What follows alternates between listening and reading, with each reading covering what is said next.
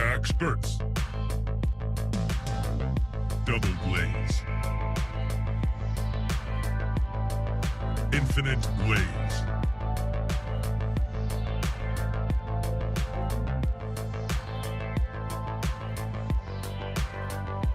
I see a large IPO on the horizon.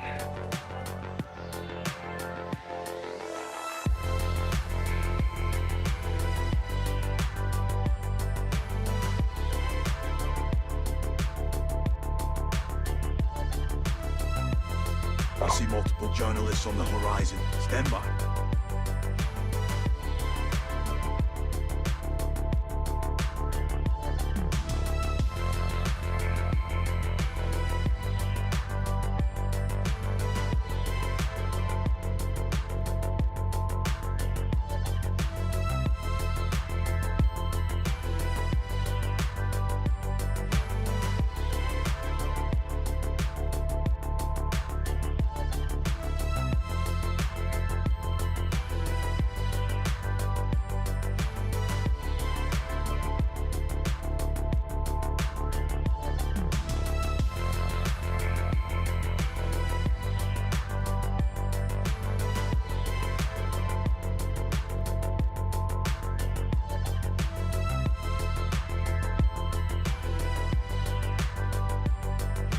Friendly IPO inbound.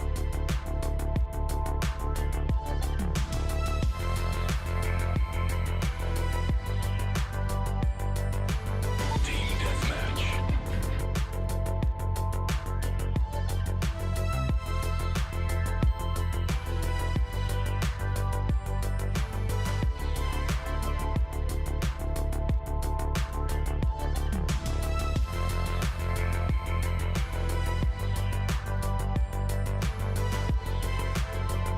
Market clearing order inbound.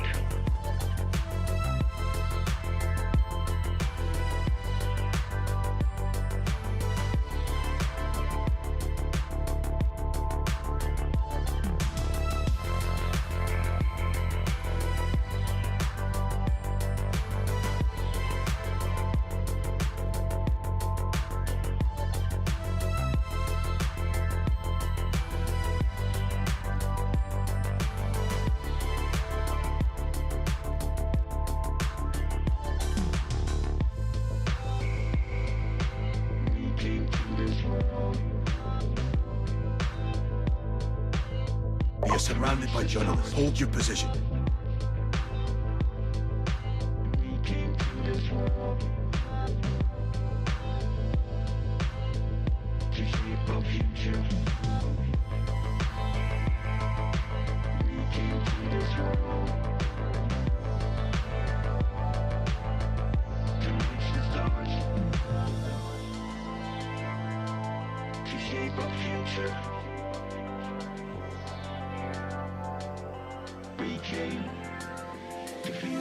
Triple glaze.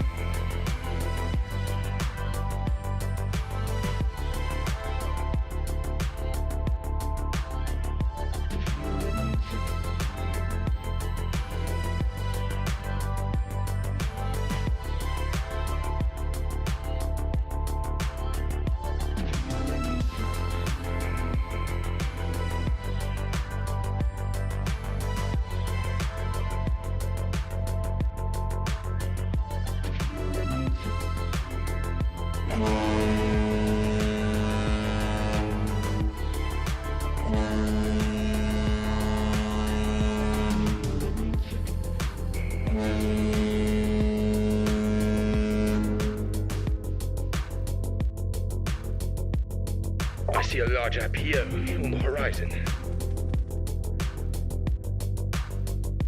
Do it. Let's go. We're live. I think my mic's hot already. Let's go. We're hot. You're watching TBPN. Today is Wednesday, June 4th, 2025. We are live from the TBPN Ultra Dome, Dome. the Temple of Technology, The Fortress of Finance, the capital of capital. We have a great show for you today, folks. A story that we've been covering for months now is continuing to develop and is now in the pink pages of the Financial Times. This is the rippling deal drama. It continues, and in their briefing section, it says, Silicon Valley spy drama, a feud between two startups over alleged corporate espionage has... Rare case where the drama does not involve the media, actually. A feud between two startups over alleged corporate espionage has taken a new twist after a $12 billion HR software group deal claimed that rival Rippling had directed one of its staff to pilfer its assets. So they're going back and forth, and today deal's firing back. Now, I heard a little bit about this story. The rumor mill was churning over this idea that Deal had something up their sleeve and they were going to fire back. Of course, that's the way these things go as these battles evolve. The interesting thing, there's a couple interesting things in here, is that the Rippling allegations resulted in a lawsuit and ultimately, I think, criminal charges. Rippling alleged earlier this year that a staff member at Deal had been spying on behalf of Deal. This is, of course, that send that watch to London moment.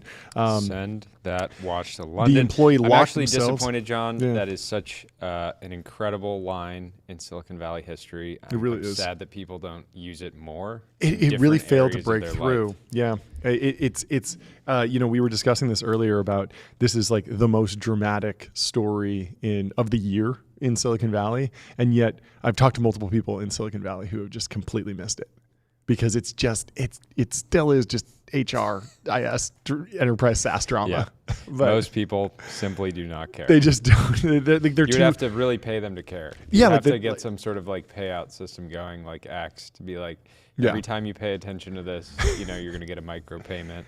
Yeah, I mean, it just doesn't have kind of the weight of like Elon, Doge, Tesla, humanoid robots, AI, AGI, AI doom, right? It's just payroll after all.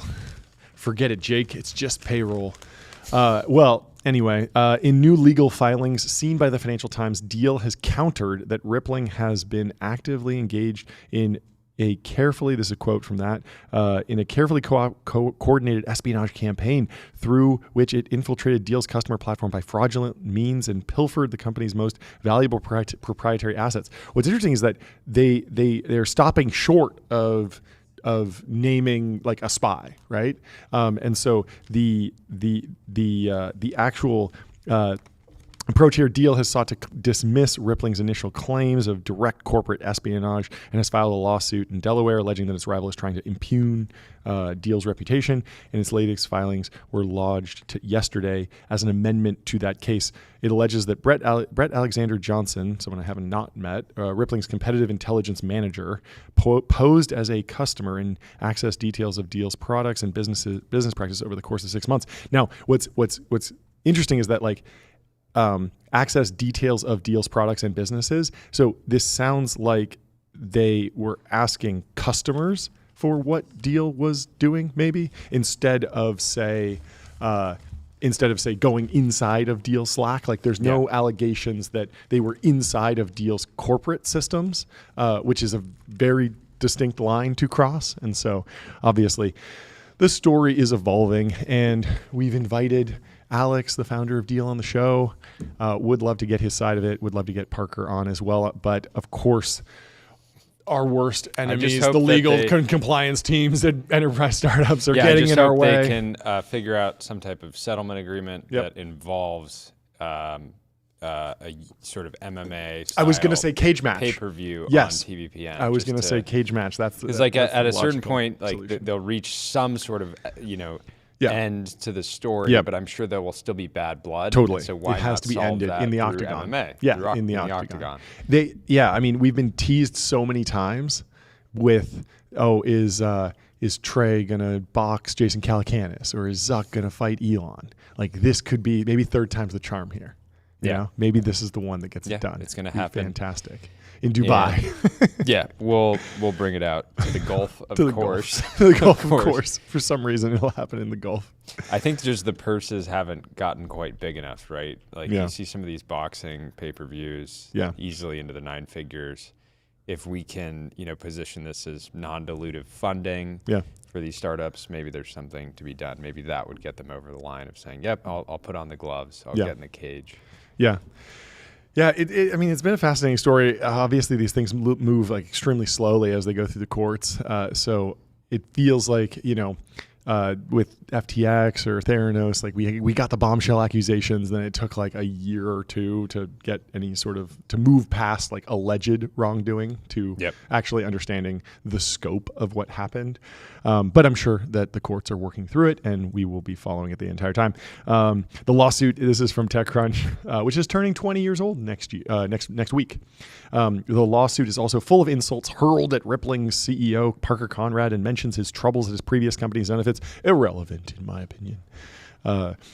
At times, there's nothing wrong with having throwing a couple back in the office. Wait, he had some unfortunate things happen at Zenefits? Yeah. Really? Really? I'm hearing this for the first time.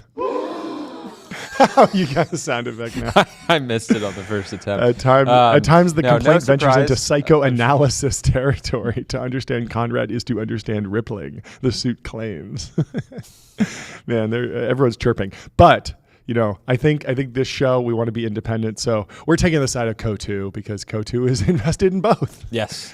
Let's give it up for diversification in crossover enterprise. allocators. Yes, just betting heads on I both win. horses. Heads I win, tails exactly. you lose. Exactly. That is the real game. Yeah, we've talked about this before. Ultimately, there's hundreds of billions of dollars of payroll market cap, and they can both be big businesses, and hopefully they get over. And maybe this is all drama. a sideshow for what's really going on at ADP. quantum payroll. Yes. This all comes down to both companies racing to develop quantum payroll for sure. And that's kind of the real story, and this is just the drama floating up to the surface. Yeah, and so they're fighting back. Interesting timing too, because wasn't it just yesterday that Deal said it had been profitable for years and is generating over $1 billion in annual revenue? Yes. And so I wonder if there's a sequence of events here where it's like, okay, take a breather, be really silent for a while, then come out with some promising news about the financial health of the company, then fire back in the media and in the courts with a countersuit. But unclear, and it doesn't seem like it's quite as aggressive as what Zenefits found or Rippling found. It's certainly not as it doesn't take you on as much of a journey. Not a smoking gun. Yeah. I mean, the TechCrunch article here actually says when Y Combinator grad CoTool launched an agentic security platform last month, among other things, sets up honeypots. Its ad was a spoof on how Rippling's corporate spy said he was caught, and so clearly it's become a small meme within Silicon Valley. Anyway.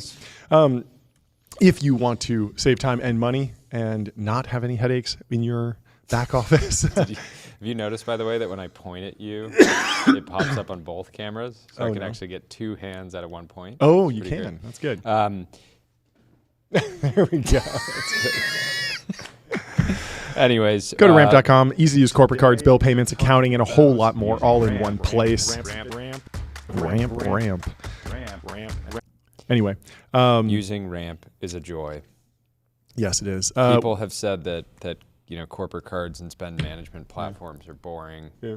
But anybody that says that clearly has not used Ramp.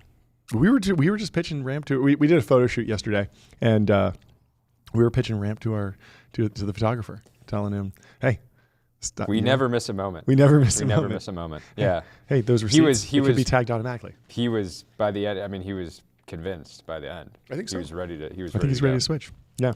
And you should be too. Thank you to Ramp. Anyway. We have a story here. Microsoft bets on agents to fuel next chapter of AI growth. Yeah, so we heard that quote from Satya Nadella that the amount of inference that's happening on Azure has 5x'd, and they're generating I think hundreds of billions of tokens at this point. Trillions of tokens. Yeah. It's absolutely massive. So the question is, Microsoft's in a perfect place to deploy agents. They have the distribution, but who's actually behind this team? And we said yesterday they already have 70% of the Fortune 500 using Copilot. Yes. Which is again, tough to say what that it's means, hard to right? really evaluate what that usage actually looks like, but yeah, how would we even do that? I mean, because they were obviously very successful with Teams, right? They got Teams into everyone, and they really did switch over and spike the growth of that company and that product. At the same time, Google's been quoting saying that they're using generative AI search results.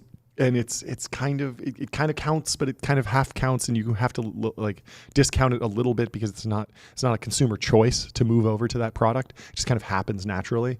And so it's interesting to dig into Microsoft's strategy because they seem to be. The way I heard it described was that Satya Nadella has obviously done a fantastic job as CEO of Microsoft, and he's carved out a ton of territory in artificial intelligence. The question is, how much can he hold on to, right? Yeah. And this isn't to say that ceding ground is a loss necessarily. It could be the strategic move, but there's this question of even just to the point of, I want to be a leaser. How much CapEx do I actually want to be spending? Yeah. Do I want to own the land?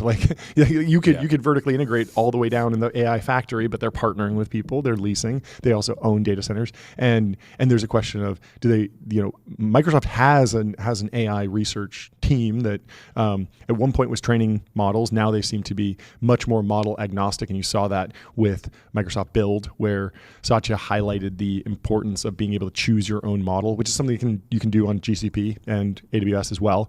But Microsoft has really leaned into that, even with intelligent model routing within different OpenAI and Llama instances. And there's lots of different ways that they've plugged in. So let's dig into how they're betting on agents. This is from The Information. In March, at a Microsoft all-hands meeting, one of the company's newest executives, Jay Parikh, laid out a rough vision of Microsoft's path forward in artificial intelligence. AI models made by OpenAI and others were quickly becoming commoditized by more efficient models from DeepSeek and Microsoft's own research arm that performed nearly as well for a fraction of the cost, Parikh said. Sitting alongside Chief Executive Officer Satya Nadella and Chief Technology Officer Kevin Scott, that meant it would soon become easier for companies to build their own AI applications, and that Microsoft could cash in on that growing market by redoubling its efforts to sell them tools for doing so, said Parikh. In recent months, Nadella has made similar comments in staff meetings, telling employees that Microsoft needs to focus on platform, a refrain harking back to a speech by Nadella's predecessor, former Steve Ballmer, from the late 1990s, in which he uttered the memorable chant, "Developers, developers, developers." And if you haven't had a chance to go listen to Steve Ballmer's interview on Acquired, it is fantastic. They've been posting a bunch of clips. I've listened to most of it. He really opens up, and it's just an incredible piece of history. It's really fun. There's a clip going up right now where Ballmer talks about when he took over as CEO from Bill Gates, and essentially him and Gates didn't talk for a full year. Wow. Even though Gates said, "Hey, I want you not just to be a figurehead, I want you to actually be the CEO. That means I will report to you, you're the boss." But they didn't really, the way he described it was they just didn't really know how to deal with each other anymore, how to work together. It's very, very interesting, like somewhat emotional even. Wow. Anyway, Nadella is clearly, paying homage to Steve Ballmer, but also focusing on this idea of platform, which is similar to developers. He wants developers on top of the platform, but you need to put a little twist on it. I'm actually excited next week at Demo Day with YC. Yeah. I want to get a sense of how many companies are building on the Azure. broader Microsoft platform, Azure, et cetera. We talked to someone at last Demo Day who was there handing out tons of credits. Yeah. Britton. Yeah, it was kind of I'm sure he'll be back there. He credits. runs their startup team. And so, I can imagine if the platform is offering a lot of flexibility around these tools, like building on top of that platform lets you switch in and out of different models very quickly, means you don't have to shift as soon as like a new model is going viral. You're just like, okay, I just swap it into my Azure stack. I don't even need to set up billing on a new platform. The comments from Nadella and Parikh reflect a subtle but important shift in AI strategy at Microsoft. No big tech company has benefited more from the frenzy around AI than Microsoft, whose $3.44 trillion market capitalization makes it the world's first or second most valuable company, depending on the week. NVIDIA took the crown on Tuesday. Wow, let's hear it for NVIDIA. So far, the bulk of the company's AI revenue has come through its relationship with OpenAI, and there's this really interesting. Have you seen this chart? Is just unbelievable. It's crazy. He's doing so well. Unbelievable. Yeah. So there's a good chart here from the AI Bonanza. Most of Microsoft's estimated AI revenue so far has come from its relationship with OpenAI, which includes revenue sharing and leasing Azure servers. So they're making about an estimated $10 billion this year from OpenAI, and then $3 billion from other AI sales to bring their total AI revenue to $13 billion, which seems significant given how nascent what are the this actual? industry is. What are the? Is that revenue that OpenAI is passing back to them? Somehow? Yes. So they get a revenue share from OpenAI from selling OpenAI products, from vending GPT-4 as an API. OpenAI also is paying Microsoft to lease Azure servers for training and inference, and then I believe that they're entitled to a cut of revenue or profits up to that $100 which million I don't cap, think right? I wouldn't assume is kicked in at all. Yeah, yet, me either. I thought it was like net earnings. Yeah. But clearly, still, that's crazy. 10 billion. Yeah. I mean, it makes sense. They like OpenAI's training and the GPUs are on fire and they need to scale. And so, even if they had no relationship with OpenAI, you would imagine that they'd be load balancing across the different hyperscalers and trying to soak up GPU capacity wherever they could. And so, if you look at which OpenAI, is just crazy. So the numbers Microsoft invested $1 billion in 2019, $2 billion in 2021, $10 billion in 2023, and then $750 million late last year. Yep. So, and then they made $10 billion. Then they're generating. Obviously, it's not necessarily super high margin, but it's a lot. It's a lot. I mean, the margin of Azure is not low. It's over 30%, right? So, they are particularly. They still own half of 49% of OpenAI Global LLC. It's amazing. Satya, it's the best. But again, it's like, he doesn't own it all, and so as OpenAI kind of goes more independent, how much can Satya hold on to in terms of the consumer AI market? If the narrative around OpenAI as the what did Ben Thompson call it? The unwilling consumer tech company, or the unexpected consumer tech company. If OpenAI becomes the next Google, what will that relationship with Microsoft look like? Because they're building their own servers with Stargate. And so that revenue could go away over the long term, even though it seems like they will be partnered for a very long time.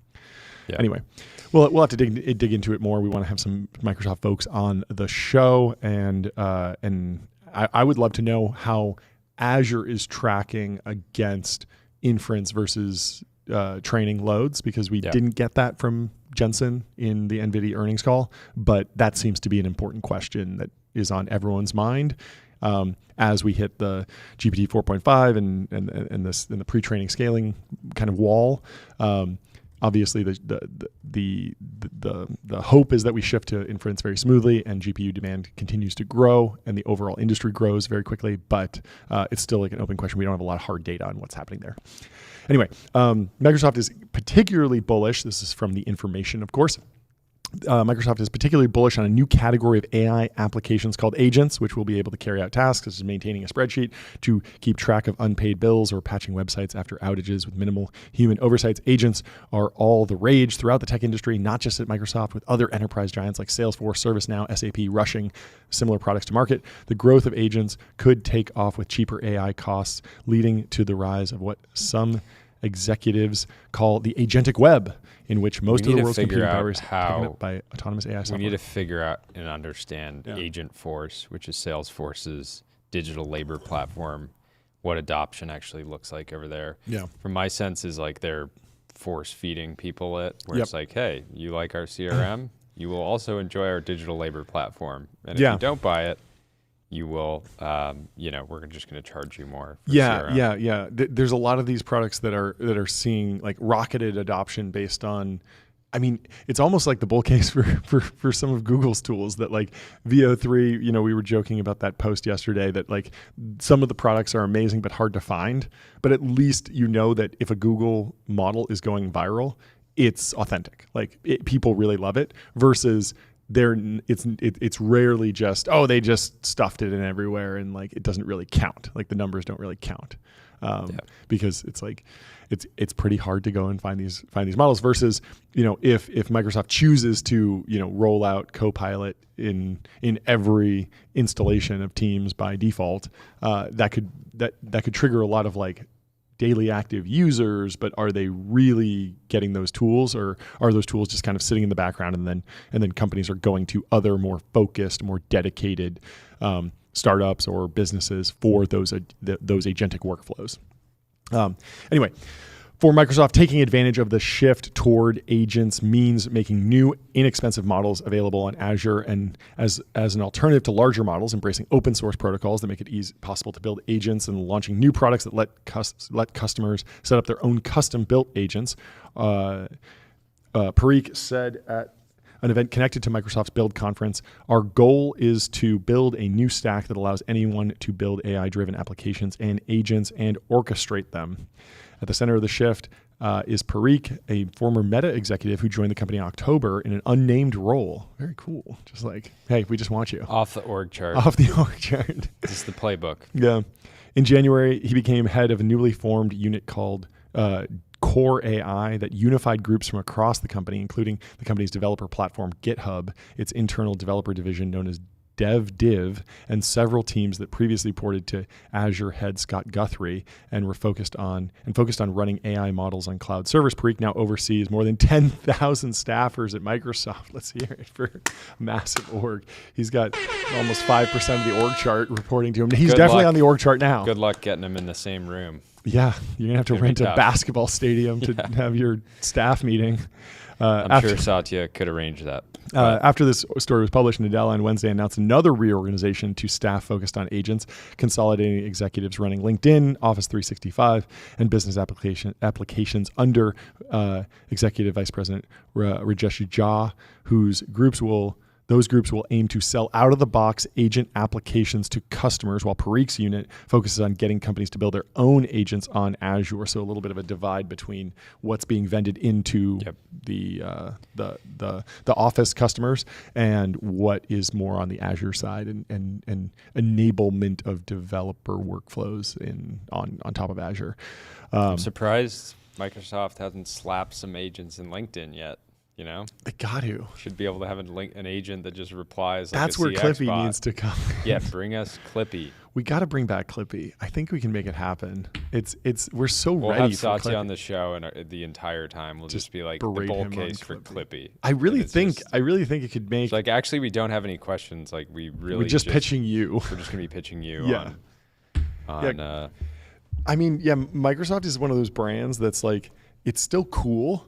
But it's not fun, it's a little bit like serious business, and just having a little Clippy used to be so much because fun. it's such a so efficient, it's just a monster. and reliable, and like and it's reinvented itself multiple times. But they also have Xbox, they like to have some fun. They like to play some Call of Duty. They literally own Call of Duty. Like that's pretty sick. We need to get a racing simulator here at the new studio. Yeah. Speaking of games, and a golf simulator in the green room to just let guests, start to get warmed up. Microsoft Flight Simulator. That's been like a 30-year project. Anyway, if you're designing for anything really, get on Figma, figma.com. Think bigger, build faster. Figma helps design and development teams build great products together. Go to figma.com to get started. It is the backbone of the show. I want to see if they even put customer logo. Okay, so they do. You're really into the customer logos. I am. I just think people need to understand like the range. What. Coinbase, Dribbble, Dropbox, GitHub, Herman Miller, Microsoft, New York Times, One Medical, Rakuten, Slack. They got them all. They got them all. And you should be on Figma too. Go check them out. Try some of their new products. They are fantastic. Yeah. They are going to be, so this is another quote from Danny Fish, a Janice Henderson investor portfolio manager who oversees 2 funds that hold a total of $800 million in Microsoft stock.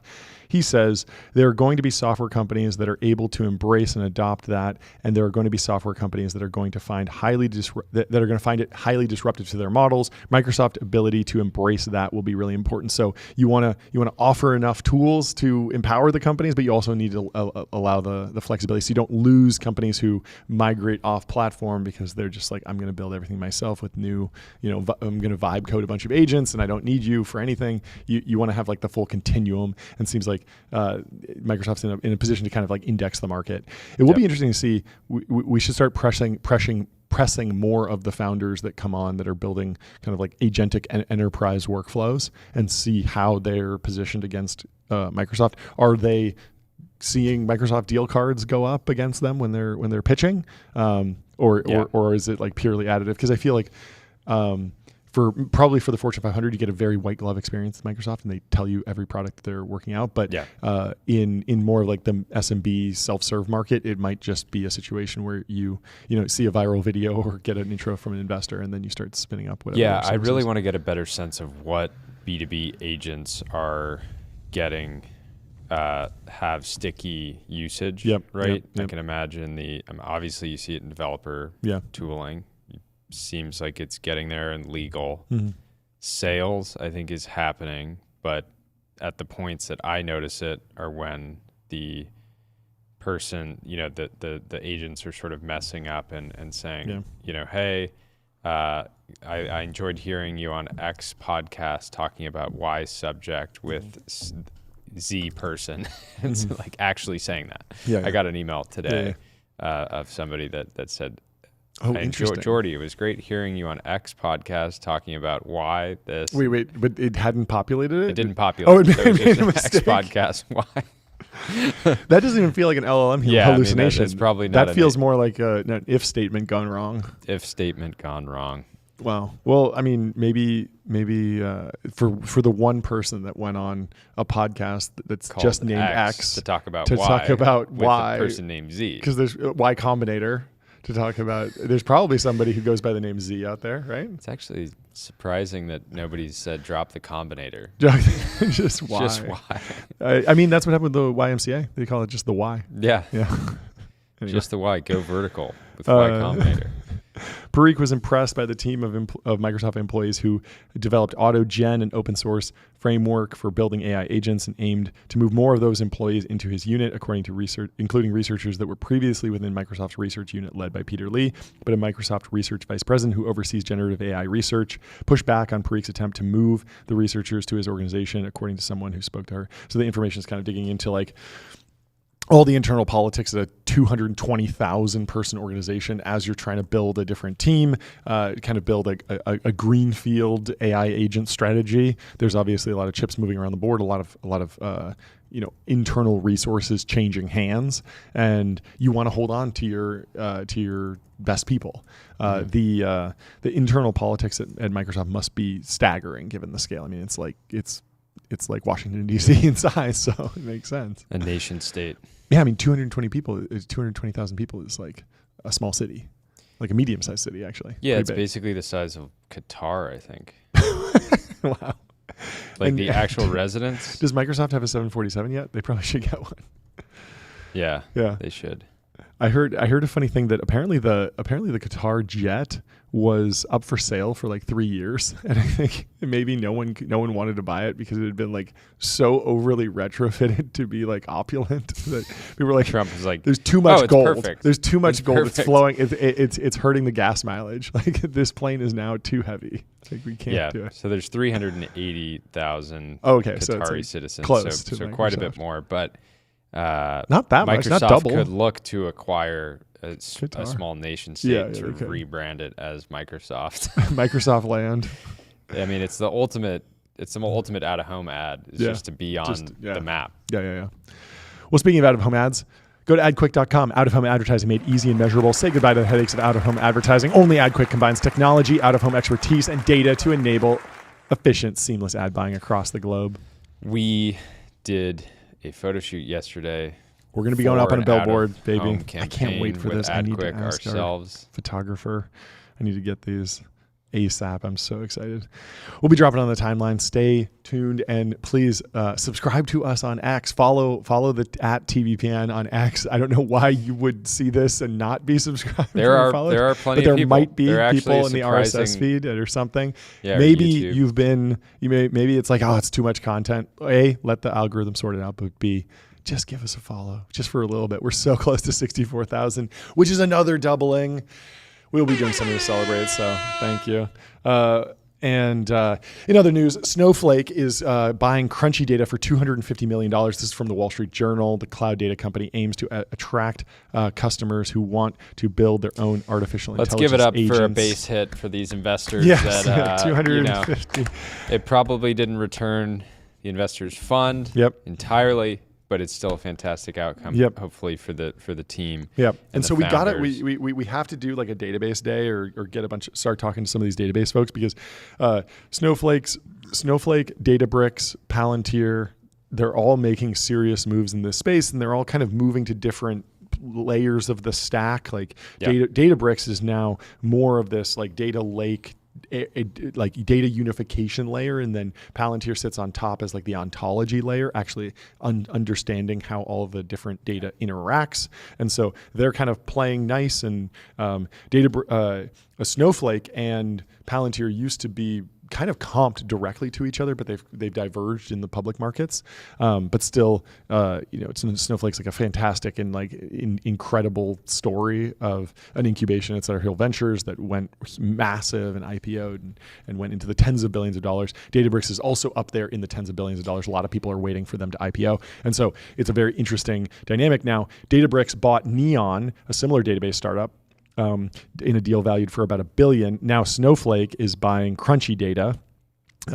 Great name. Yeah, Crunchy data. The naming schemes in like enterprise SaaS, like deep down in the are just wild and entertaining. Like Datadog remains one of my favorite startup names of all time. I mean, it's so funny. Datadog. I mean, you have. Last YC demo day, we met the founder building Pig. Pig was great too. We got to check in on Pig. We got to check in on Pig. I don't exactly remember what they do, but I remember the name. Yeah. It'll only be a matter of time until we see like I'm now searching Pig AI. And luckily, I was able to find it. Pig.dev. There we go. An API to launch and automate Windows desktops. Let's hear it for Pig. Pig. Just a great name. I think, if Pig is successful, it will inspire a generation of companies named after animals. Yeah. Monkey, goose, horse, yeah. Horse.ai. We don't have any animal name companies. Although we do want animals to start sleeping on 8 sleeps. Yep. That's something we're pushing for. We think animal testing is going to make a big comeback in the mattress market. 8 sleeps are so comfortable. We're going to have, your dog should be sleeping on 8 sleep. How'd you sleep last night? I think I had a rough night. I was up at 5 on the grind. Let's see. I actually didn't get the hours in. You didn't get the hours in? I slept for 6 hours and 50 minutes. I got an 80. I got an 84. Oh, you smoked me again. Just like, so close. I got 6.5. But then, so close, but so far.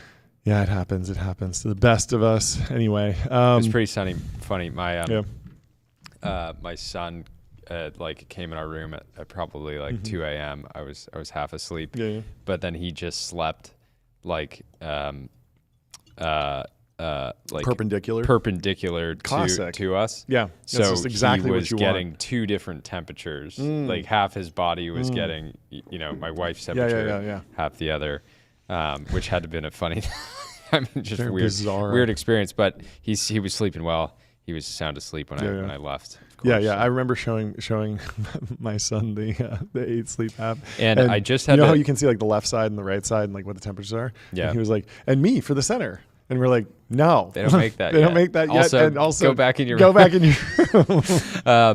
I had to pull up startups named after animals because see. there are actually a few. MailChimp, HostGator, MailChimp. MuleSoft.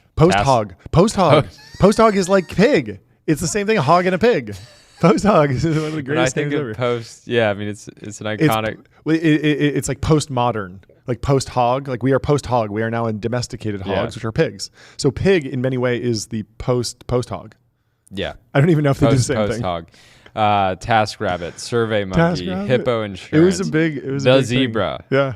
Tractive. Okay, now we're going. Now we're hallucinating. We're hallucinating. Fat Llama, a peer-to-peer rental platform. Let's go. Fat Llama is a great name. Lunch Badger, a cloud services. Lunch Badger? These are hallucinated. This is not real. No, it's real. It's in a Crunchbase. Let's go. I mean, if it's in Crunchbase, it's well, is it in Crunchy but Data? But the though? thing that stands out about Pig is that it doesn't add anything before or after. No, it's just Pig. No. It's like Ramp.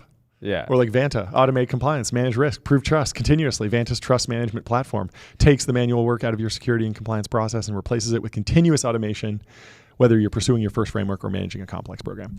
Back to Crunchy Data. Crunchy Data has roughly 100 employees, scaled pretty quickly. They'll join the company once the deal closes, which is expected to close in the next couple weeks. Crunchy Data will be part of an offering called Snowflake Postgres. The vision here is that Snowflake Postgres will simplify how developers build, deploy, and scale agents and apps. Very relevant to that Microsoft story we were talking about earlier. With that in mind, it was important to acquire a company that was not just engineering and quick experimentation. Crunchy Data is a cloud-based database provider that helps large businesses and government agencies use Postgres without needing to manage infrastructure themselves. I've used Postgres before. There are some It's crazy. I didn't realize Crunchy Data was founded in 2012. Wow. Overnight success. Overnight success. You love to see it. Congrats on the $250 million sale. How much did they raise, I wonder? I'll find out. There's a couple other deals. Snowflake offers a platform for storing, organizing, and analyzing data across multiple cloud providers, including AWS, Azure, and Google Cloud. The company, which went public in 2020, grew rapidly during the pandemic as more companies migrated their data to cloud storage from on-premise data warehouses, which is it's crazy that we're still in like the cloud migration era from on-prem data warehouses. This is like cloud data has existed for a decade and still happening. And if the AI rollout is any similar, or if it tracks similarly, it's like we could be talking about agents for the next decade and just continually rolling these products out in a very, very slow takeoff scenario. But Crunchy Data only raised $14 million. Wow, there we go. So, very efficient. Very efficient. Well, speaking of other efficient businesses, there's a story from our friend Chris Best in The Information. He says Apple's App Store changes, quote, have been fantastic. And this is why I wanted to highlight the efficiency. He said Substack was accidentally cash flow positive in the first quarter of this year. Fantastic. Growth has been translated to revenue. Best said the company, which was founded in 2017, was accidentally cash flow positive during the first quarter of 2025. That said, Substack is not focused on profitability right now, he said, as it hopes to continue investing in growth. Said that Substack apps users are heavily in the U.S., where Apple has been ordered by federal court in Northern California to allow app owners to offer users alternative payment mechanisms, allowing apps to bypass Apple's 15 to 30% fee for in-app purchases. So, had Apple been taking? Yes, if you went in the app and then you subscribed to a Substack and you use the in-app payments flow, they would take 30% of that on an ongoing basis. I didn't even know that was possible. I've never signed up for Substack in the app. Yep. And that's crazy because this I mean, it's a digital product, right? And so it is. Well, it's interesting because Audible has found a way to get around this by credits and stuff. The credit system, which is just so annoying. Yeah, I think that's a bigger negotiation because it's Amazon. Yeah. And I think Apple had more leverage over Substack, but we should have Chris back on the show and ask about how it actually works. But yeah, I mean, I feel like most Substack users would be actually fine going through a web flow. Yeah. It's not as much of like an impulse purchase. You really, you have a relationship with the Substacker that you're subscribing to. You kind of understand, and it's pretty easy to message. I feel like the average Substack user probably understands a little bit more about the Apple App Store tax. Desktop respecters. Exactly. There's a lot of corporate athletes. Emails. Corporate athletes. People that are sitting in front of their computer all day long. Yep. And what better place to buy things than the computer? Buying things on the computer is really historically and still today just a fantastic experience. It's fantastic, especially when you have your sales tax automated with Numeral. That's right. Go to Numeral HQ, put your sales tax on autopilot. Spend less than 5 minutes per month on sales tax compliance. You may be able to avoid the Apple tax, but you will not be able to not this one. Avoid ahead of it. state sales tax on software and consumer goods. Sales tax AGI. Yes. Anyway, Substack now has more than 50 creators who are making millions of dollars per year on the platform. Best said the platform overall has more than 5 million paid subscribers. So yeah, Substack is such $120 million. I didn't realize they raised so much, but that's great that they're profitable. Yeah. So I mean, I think this is such a great story where this is a business that raised ahead of where they were. Sure. And then a lot of people wrote them off because they were like, wait, this is just a media business with a take rate and all this stuff. And what Chris has been able to do over the past year, when we had him on the show, I was kind of asking, has it felt like Substack has broken through really into culture? Yep. Becoming like a real brand itself outside of Twitter, right? Because they basically got Elon came for them hard, totally, and that was somewhat warranted because they launched a competitive product. I thought the competitive product happened as a response to the link ban. I thought that was the sequence of events. It was links getting deprioritized somewhat, and then Substack launching a post competitor. Which I don't even know if I agree that was the right move. I haven't really played with that product. Well, it seems kind of obvious that X was going to ban links. Yep. Either way. Yeah. That hurt Substack. Yeah. It hurt the writers on Substack. Sure. And was the right decision for X. Yeah. But yeah. So there was a link suppression, and then Substack launched. Hamish, one of the co-founders, called Elon Musk a propagandist with more conflicts of interest than El Chapo. Spicy. But ultimately, interesting. I never picked this up. What? Apparently, Musk had made some type of proposal to buy Substack in 2023. Yep, but probably after that they restricted links. Stack. Yep.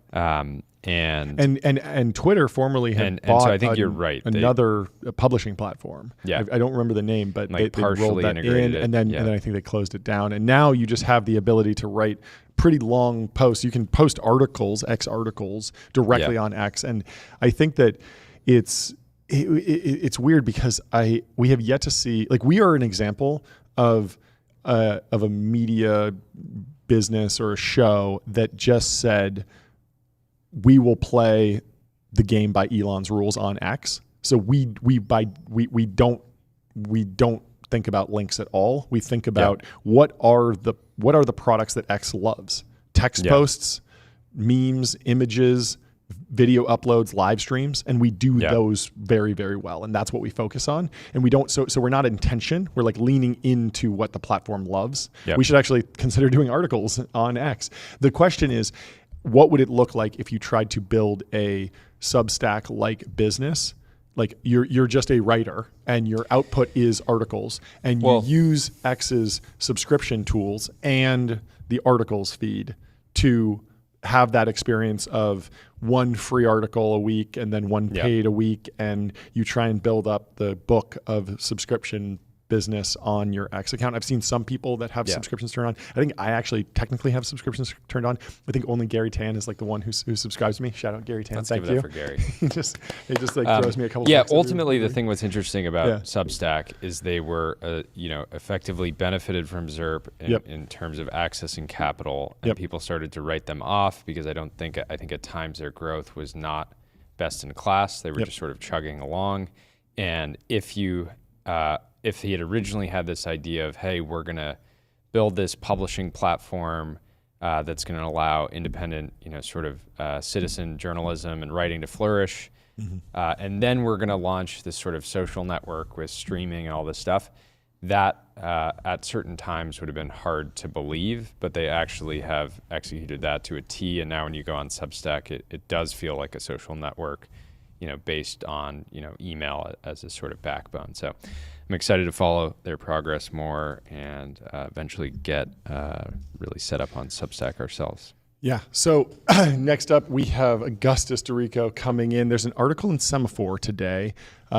China boosts use of cloud seeding to combat droughts. And we wanted to have him come in and break it down for us. The headline is China stepped up cloud seeding in the face of severe drought. The country's grain growing regions in the north have been parched for months, leading to concerns over the harvest.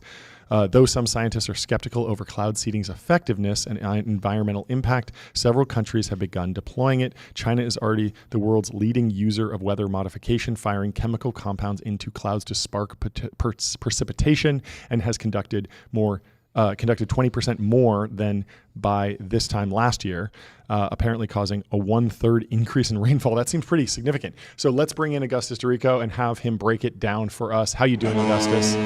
Good to hear from you. I don't know. That sounds like a cruise ship or something. Yeah. Welcome. That's the sound that's in Augustus' wake. Whenever he goes anywhere. It's great to have you. Anyway. Yeah, thanks, man. That and size gongs. Update soon. Wait, okay. You got to listen to this one. Journalists on the horizon. Stand by. Great. Nice. Who was the guy that was responsible for posting the try to stay focused on the mission GIF a while back? When I got that text, I got like a hard eyes text about like, oh, I liked your appearance on TBPN. Good social media intern there. Yeah. But the team's growing over here. We got a good crew coming together. There's vibe coding happening over in that part of the studio. There's a lot of production stuff going on. It's been a fun time. Sweet. So break it down. I'm here to ring the alarm bell. Totally transparently, there are really big problems on the horizon, both with China's domestic weather modification program and then their international one. The article that you read or that you're referencing talks about how China is actively retrofitting their Wing-Long 2s, right? Talk about like nominative determinism, cool name for a drone. But it is the essentially Chinese equivalent of the MQ-9 Reaper. And they're using it for cloud seeding and weather modification operations all across the country. A lot of that is to fill up the snowpack in Tibet and then use that as a natural water tower for runoff for all of their urban, industrial, agricultural, and environmental assets in China. So that unto itself is insane. To recontextualize people, the Chinese Meteorological Administration has about a $300 million budget for weather modification. They have 38,000 employees exclusively working on weather modification. And they have 2 universities that offer bachelor's degrees in weather engineering, not meteorology, not atmospheric science, specifically engineering the weather. So they are driving extraordinarily hard on this domestically, just for their own water supply, just to green deserts, just to keep their cities and industry humming. The problem is the international implications of this, right? We are in and like I critique people all the time for saber rattling with China needlessly, but the Wing-Long 2 has been sold and is being operated in countries across the world, namely Saudi Arabia and Egypt, for defense applications, right? So that has its problems for defense, but also for weather modification. The CMA has explicitly said they want to export cloud seeding as a means of soft power to control water supply and weather across the world. They already collaborate very closely with the Thai Royal Rainmaking Department, and they can easily retrofit these drones that they've sold for defense applications. The Royal Rainmaking Department. Wow. Great name.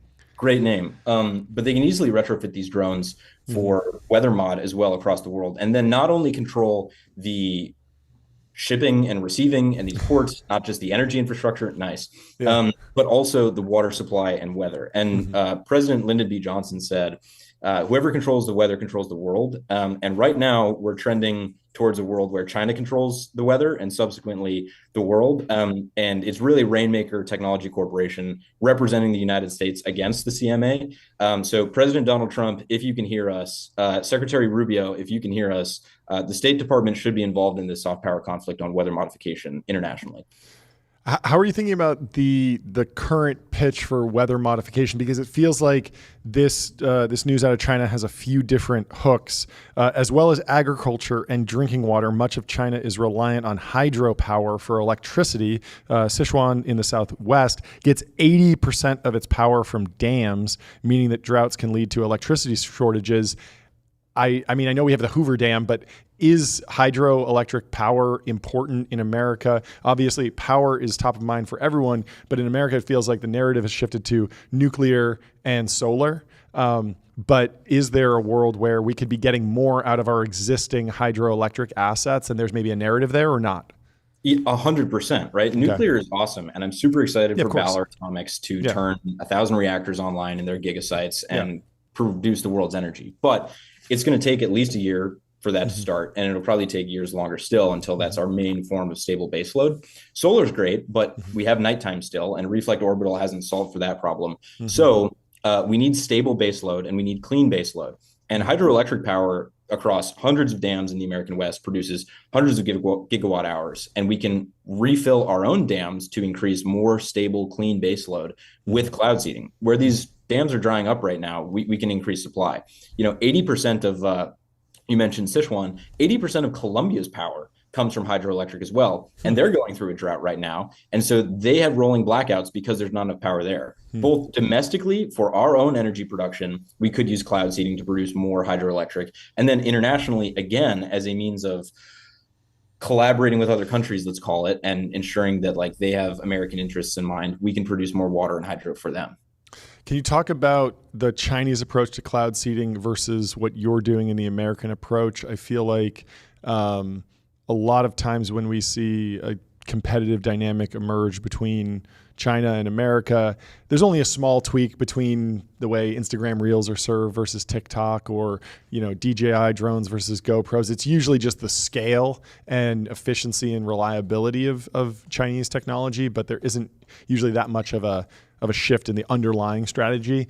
Are they using the same chemicals? Do you think we should be using different chemicals from their mix? Are they using different drones, or are they shelling this stuff into the atmosphere with howitzers? Like, is there anything that we can learn that might not be IP protected that we could safely port back? Is there anything that we should change based on what we're hearing from over there?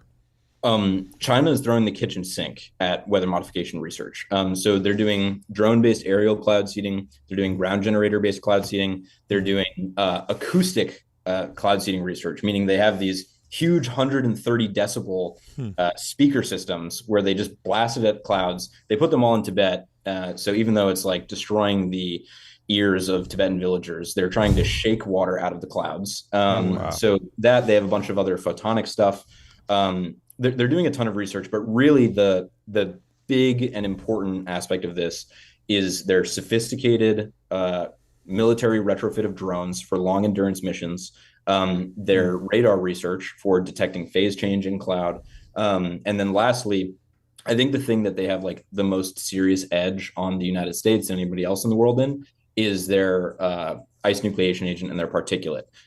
They're doing a bunch of nanoparticle design. So super, super small scale particle coating is titanium dioxide on top of these salt crystals, among other things, that are way more efficient at nucleating ice and subsequently creating snow or condensing stuff in cloud. Rainmaker's doing research into that right now, but that's where China far and away has the biggest lead on the nanoparticles that they're using. How about your challenges at home with various states and regulators? What's the update there? So 31 states proposed legislation to ban all forms of weather modification this year. Almost all of them dropped that legislation because one, because of you? Was it? Did you? We did. Me and the Rainmaker team did a lot of work around state capitals. I've got like a regular barber shop in Tallahassee and a few other state capitals to tune the mullet up before I testify. But the one state that did ban it was Florida. Florida made weather modification a class 2 felony. So if I were to work there, I'd go to prison for 5 years. Wow. And that, I think, unto itself is not the huge problem. Fine, sure, you're depriving Floridian cattle ranchers and orchards from having as much water as they want, and they do have wildfires and droughts, so it hurts the state of Florida. But the real problem is the canary in the coal mine in terms of American political sentiment, particularly Republican political sentiment, right? There's this whole conversation around the tech right and who is pro-innovation and who's not. Is the Trump administration pro-innovation? Seems so for the most part, but unless we have clear federal regulation on weather modification and a public stance in favor of this, then we're going to lose control of the weather to China. Yeah. What about desalination? So it's something that we were doing in America. We kind of fell off. It feels like the nuclear story, and it just feels like I'm going to hear a story in the next few years of like, oh yeah, China just figured it out. And now they have like a bunch of desalination plants and we're behind on that too. Mm-hmm. Are you tracking it at all? So desalination is largely held up by the California Coastal Commission. And then like HOAs basically that block the construction of desal. An interesting stat that because it smells bad. No, just because it looks ugly. Okay. Desal smells fine. It's just like a bit. Well, it looks. It looks industrial, right? It looks like a big, beautiful oil refinery, which I happen to be a fan of personally. But folks in Newport Beach less so. Desal is great, and if we come up with some really sophisticated new reverse osmosis membranes or catalytic desalination methods with good electrical engineering, we can make it more efficient. But the problem with desal still is that we have to move that water from the coasts. Like it's a non-starter for Nevada or Colorado or Utah to get desalinated water. What you can do though is cloud seed, obviously, right? You can produce water anywhere where there are clouds with our tech. Yeah, I remember Blake Masters was saying when he was running in Arizona, he was saying like the future of California is nuclear powered desal, and then we need to reroute the Colorado River to hydrate the inner states.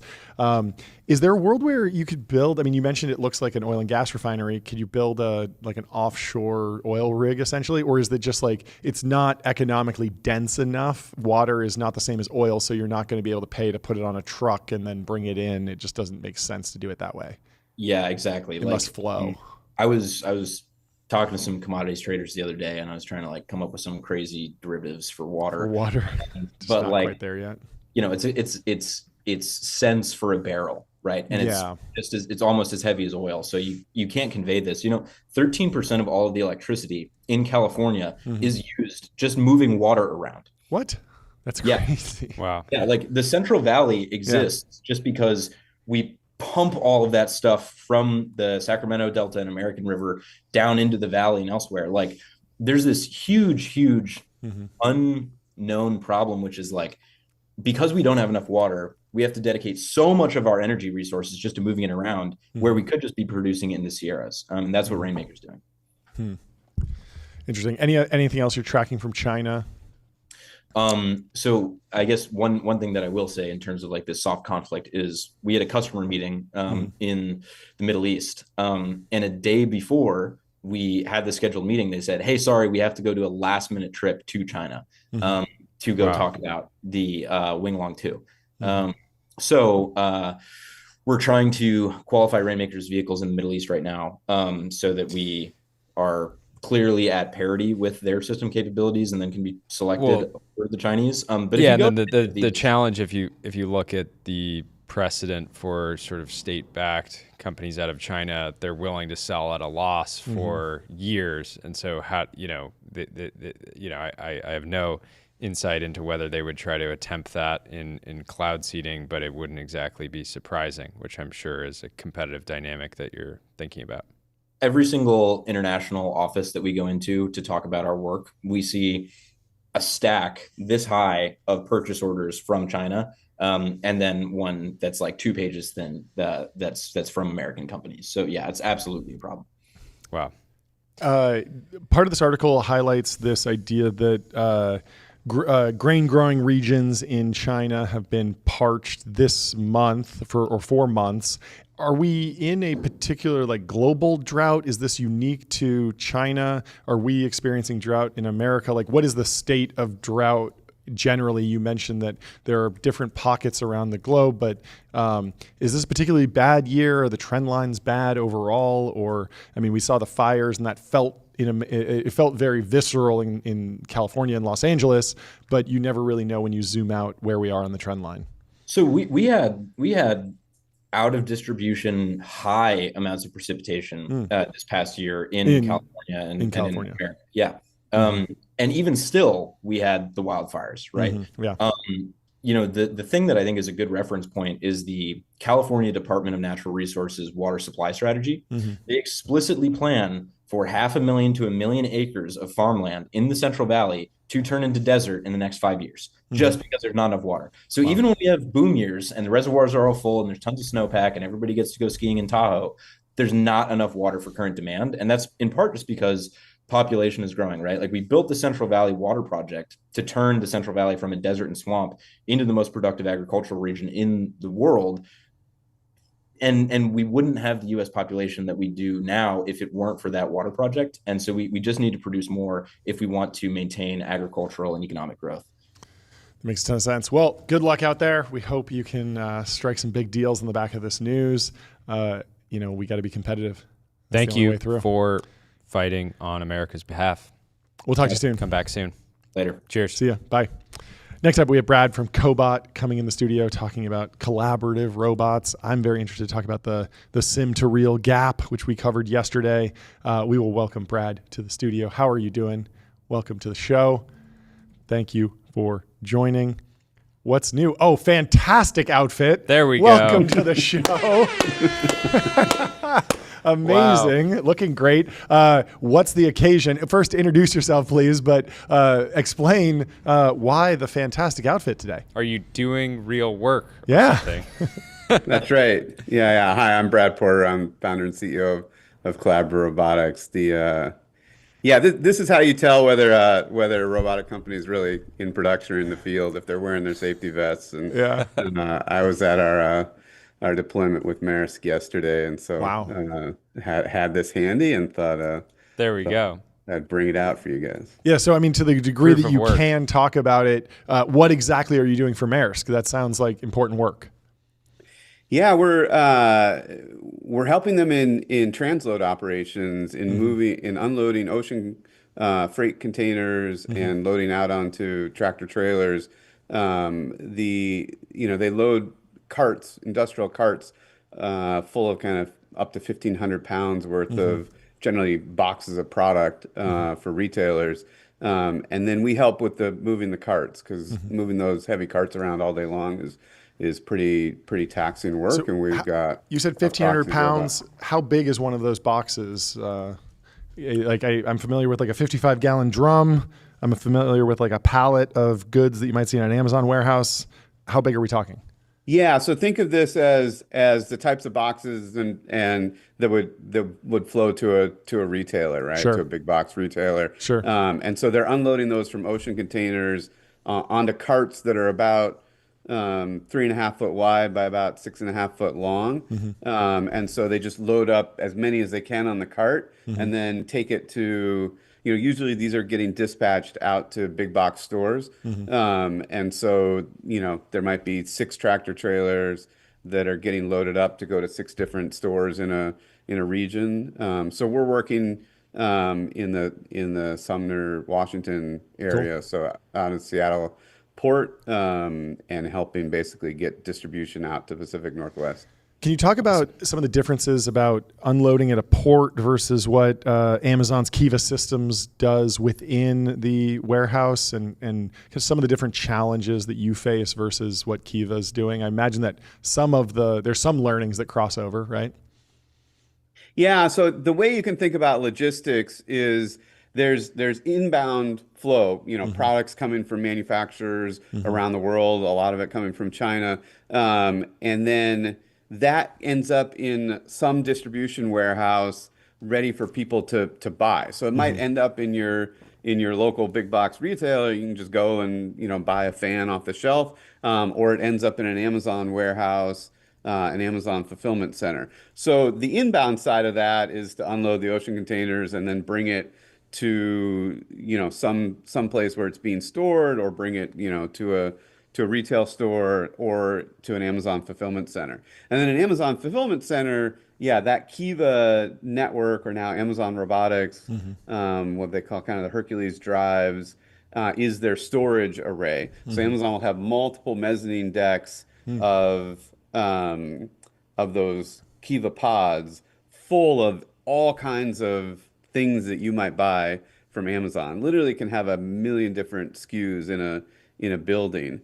And then when you order it, almost immediately the system knows where it has lots of those, and they're stowed across Amazon's network. It quickly calculates where's the most optimal place to deliver this to you, and then a robot goes and gets that shelf and brings it to a picker, brings it to someone who pulls it out of those shelves, puts it into a tote, and then those totes get routed to a pack station, gets packed, thrown, and then it gets sorted to a truck, and then usually, either to FedEx or UPS or Amazon's delivery network, or to USPS. Amazon can kind of deliver into any of those outbound delivery networks. And so yeah, 3 phases: coming in from the manufacturers, stored and ready to be bought, and then shipped to you.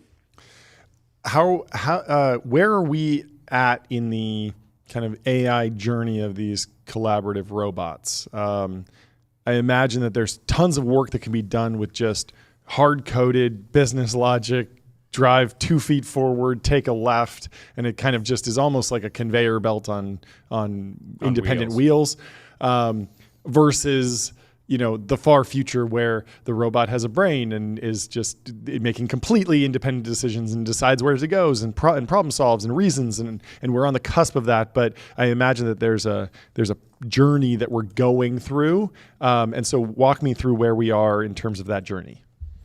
Yeah, so we've made a lot of progress from the days where you just followed a tape line on the floor. Yep. Right.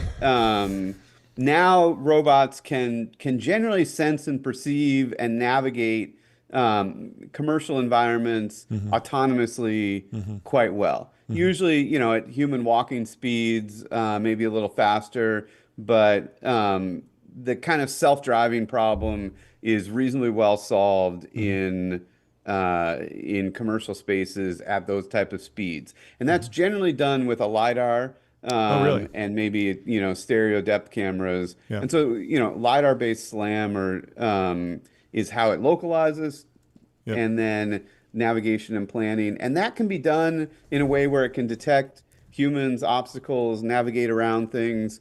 And that's the capability our robot has. And it can do that in hospitals, in ultimately airport stadiums, in and around people quite safely. That technology works. What's coming now is you can talk to robots, and the robots will make the high level plan and instruct that. Where we need to get to is what we can do with our hands, right? Where I would open up your AirPod case and pull out. It's a very complicated set of motions that we do without thinking about it. We don't quite have that capability yet. Got it. Talk to me about the LiDAR supply chain and cost structure in your business. It's been a controversial debate point for a long time in autonomous vehicles, but if the economic model works, it feels like it's just pure value add. Is the cost of LiDAR getting lower? Are you thinking about solid state LiDAR coming down the pipe, or is it already available?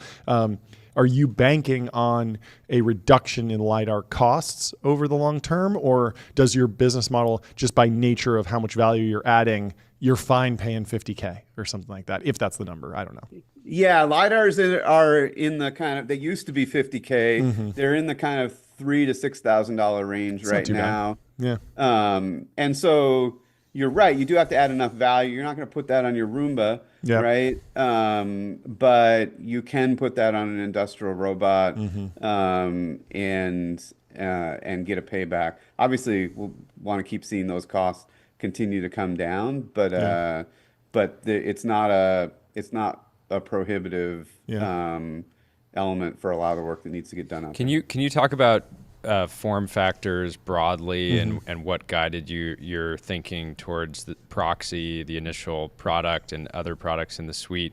Feels like you guys distinctly chose not to do humanoids, even though I'm sure various VCs thought, "Hey, have you guys thought about doing humanoids?" Have you seen this demo? Have you seen this viral video from Boston Dynamics? Yeah.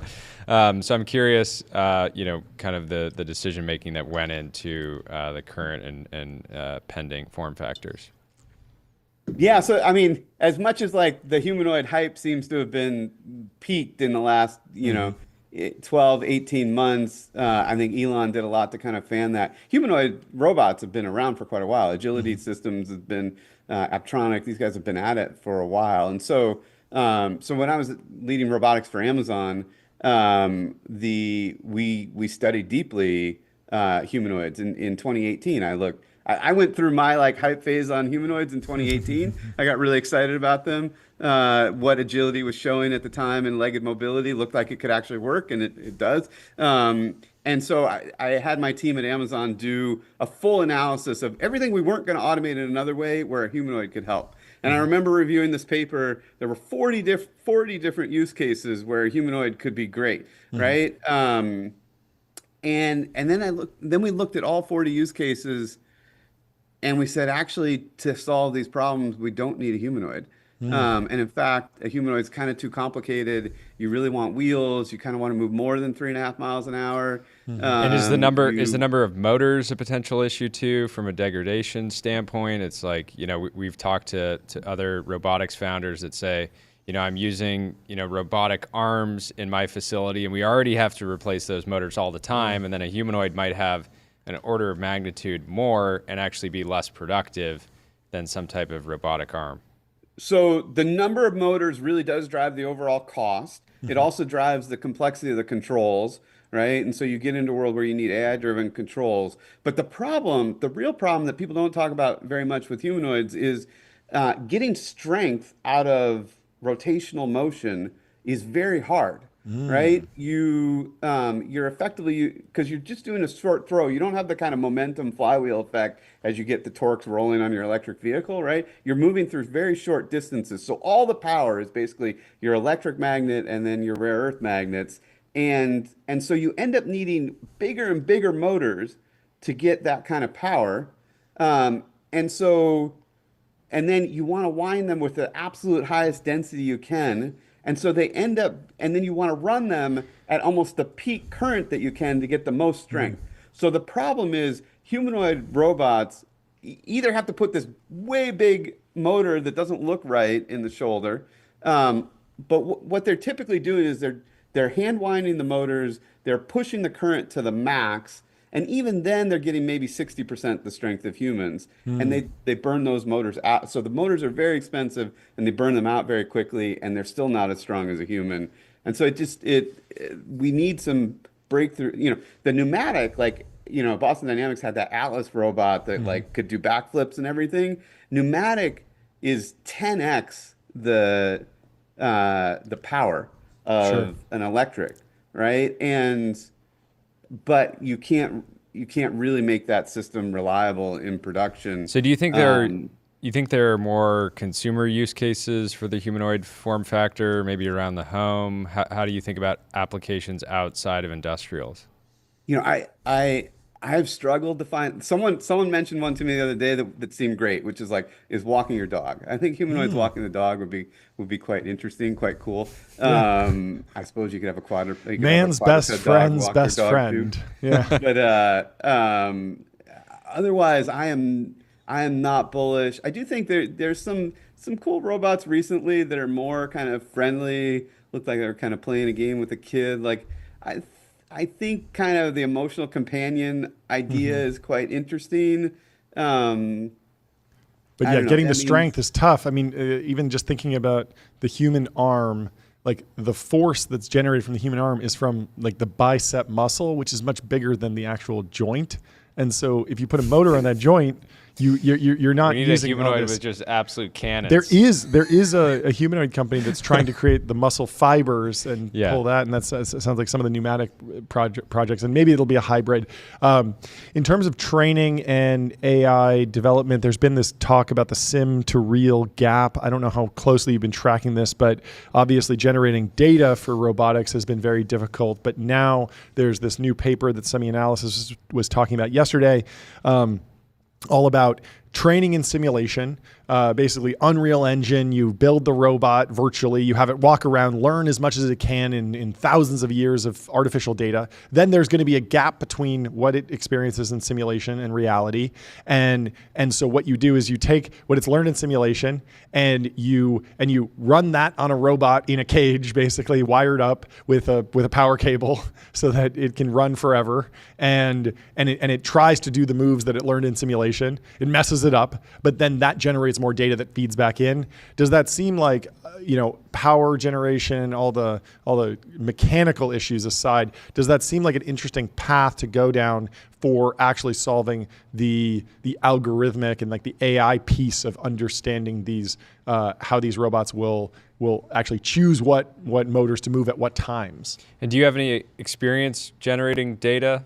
Just kidding. I'm just kidding. Former CTO of Scale AI, for anyone listening that's not familiar. No, that's so the challenge in robotics first is how do you get, it's the same in large language. Well, what's the pre-training phase, right? Mm-hmm. How do we get some base level in pre-training in large language models? It's to kind of understand how words are likely to follow each other, mm-hmm. right? Just statistically. So motor actions, what's likely to cause the arm to move forward and things like that. But the hard part in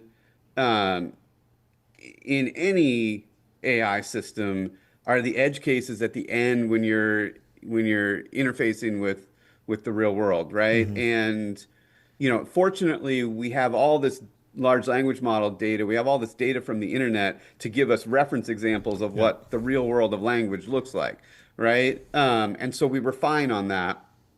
And then we use human preference to refine even further. And that's how we get, ChatGPT. In the robotics world, data from simulation, data from multiple robots, data from teleoperation, all of these are kind of techniques people are using to feed some data into, what's kind of the pre-trained base model that gets some statistical correlation. But when it comes to learning the edge cases, right? Mm-hmm. When it comes to, hey, that doorknob is higher than this other doorknob, or the doorknob doesn't, turns upward instead of downward. You and I actually self-play to figure that out. We come up to a doorknob that doesn't. It's funny, we have a door at Cobot that you can either push the handlebar or there's a handle. Well, everyone tries to push the handle, and then the door doesn't open, and you have to push the. And so humans get confused too, and we do this kind of refined self-play.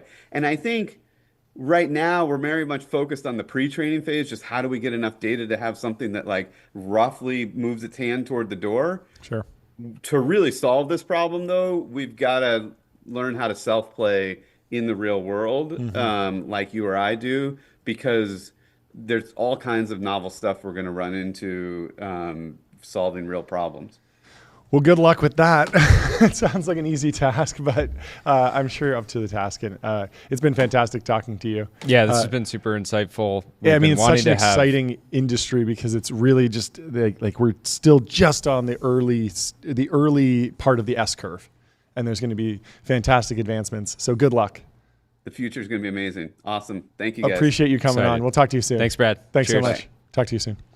Next up, we have Keon from Nucleus coming on with a big announcement. Something like 10 years in the making, close to it, maybe 7 years. We'll bring Keon in. Let's play some soundboard. How you doing? Welcome to the show. That's a great intro. Their tweets are flying. Oh tweets my God, you guys seeing this? Yes. You seeing this? Seeing this? Break it down for us. Explain what's there's, happening. There's nothing like a launch day. I'm trying to figure out, guys, is it Gattaca or is it Theranos? Because people can't make up their mind. Oh yeah, you know? we're gonna find they're out. Trying to figure it out. They're trying to figure out what's going on. Let's give some context to the audience. Nucleus has launched Nucleus Embryo, the world's first genetic optimization software. Basically, parents can give their children the best start in life. They can pick their embryo based off of physical characteristics like eye color, IQ. They can go to disease risk like cancers or heart disease. Basically, we really believe parents can get all the information that exists about their embryos, and they can pick however they want. For me personally, it's been 10 years in the making. The journalist actually covered it today in the Wall Street Journal. Was a journalist that covered my gene editing in a warehouse in Brooklyn 10 years ago. Yes, wow.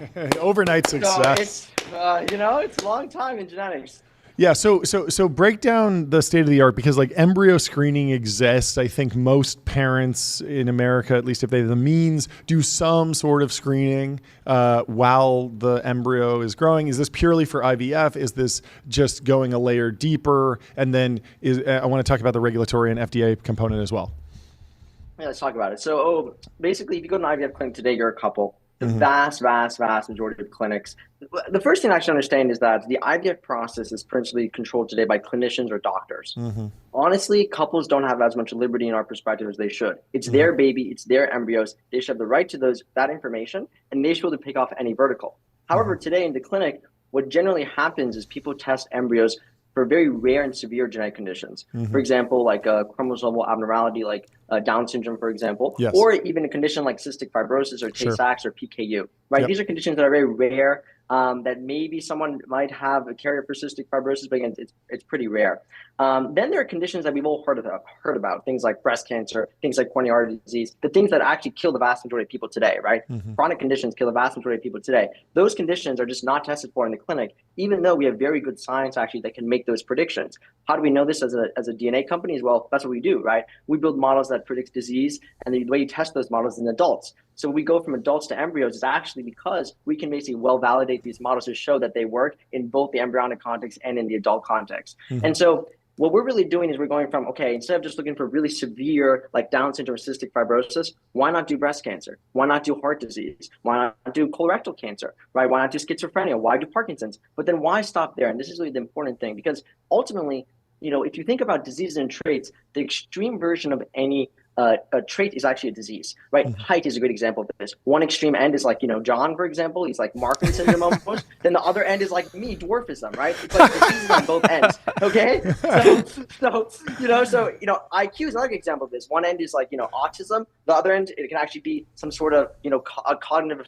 basically challenge that people have. And so when you think about it, we start realizing that people have drawn a line in the sand saying you can get, rare diseases, you can't get common diseases, but then they really said you can't get any traits like height, even though the best predictor we have today actually in the world, the best polygenic predictor is for height. So as a company, we've kind of completely reimagined this and said, wait a second, what's going on here? You should have access to the entire stack.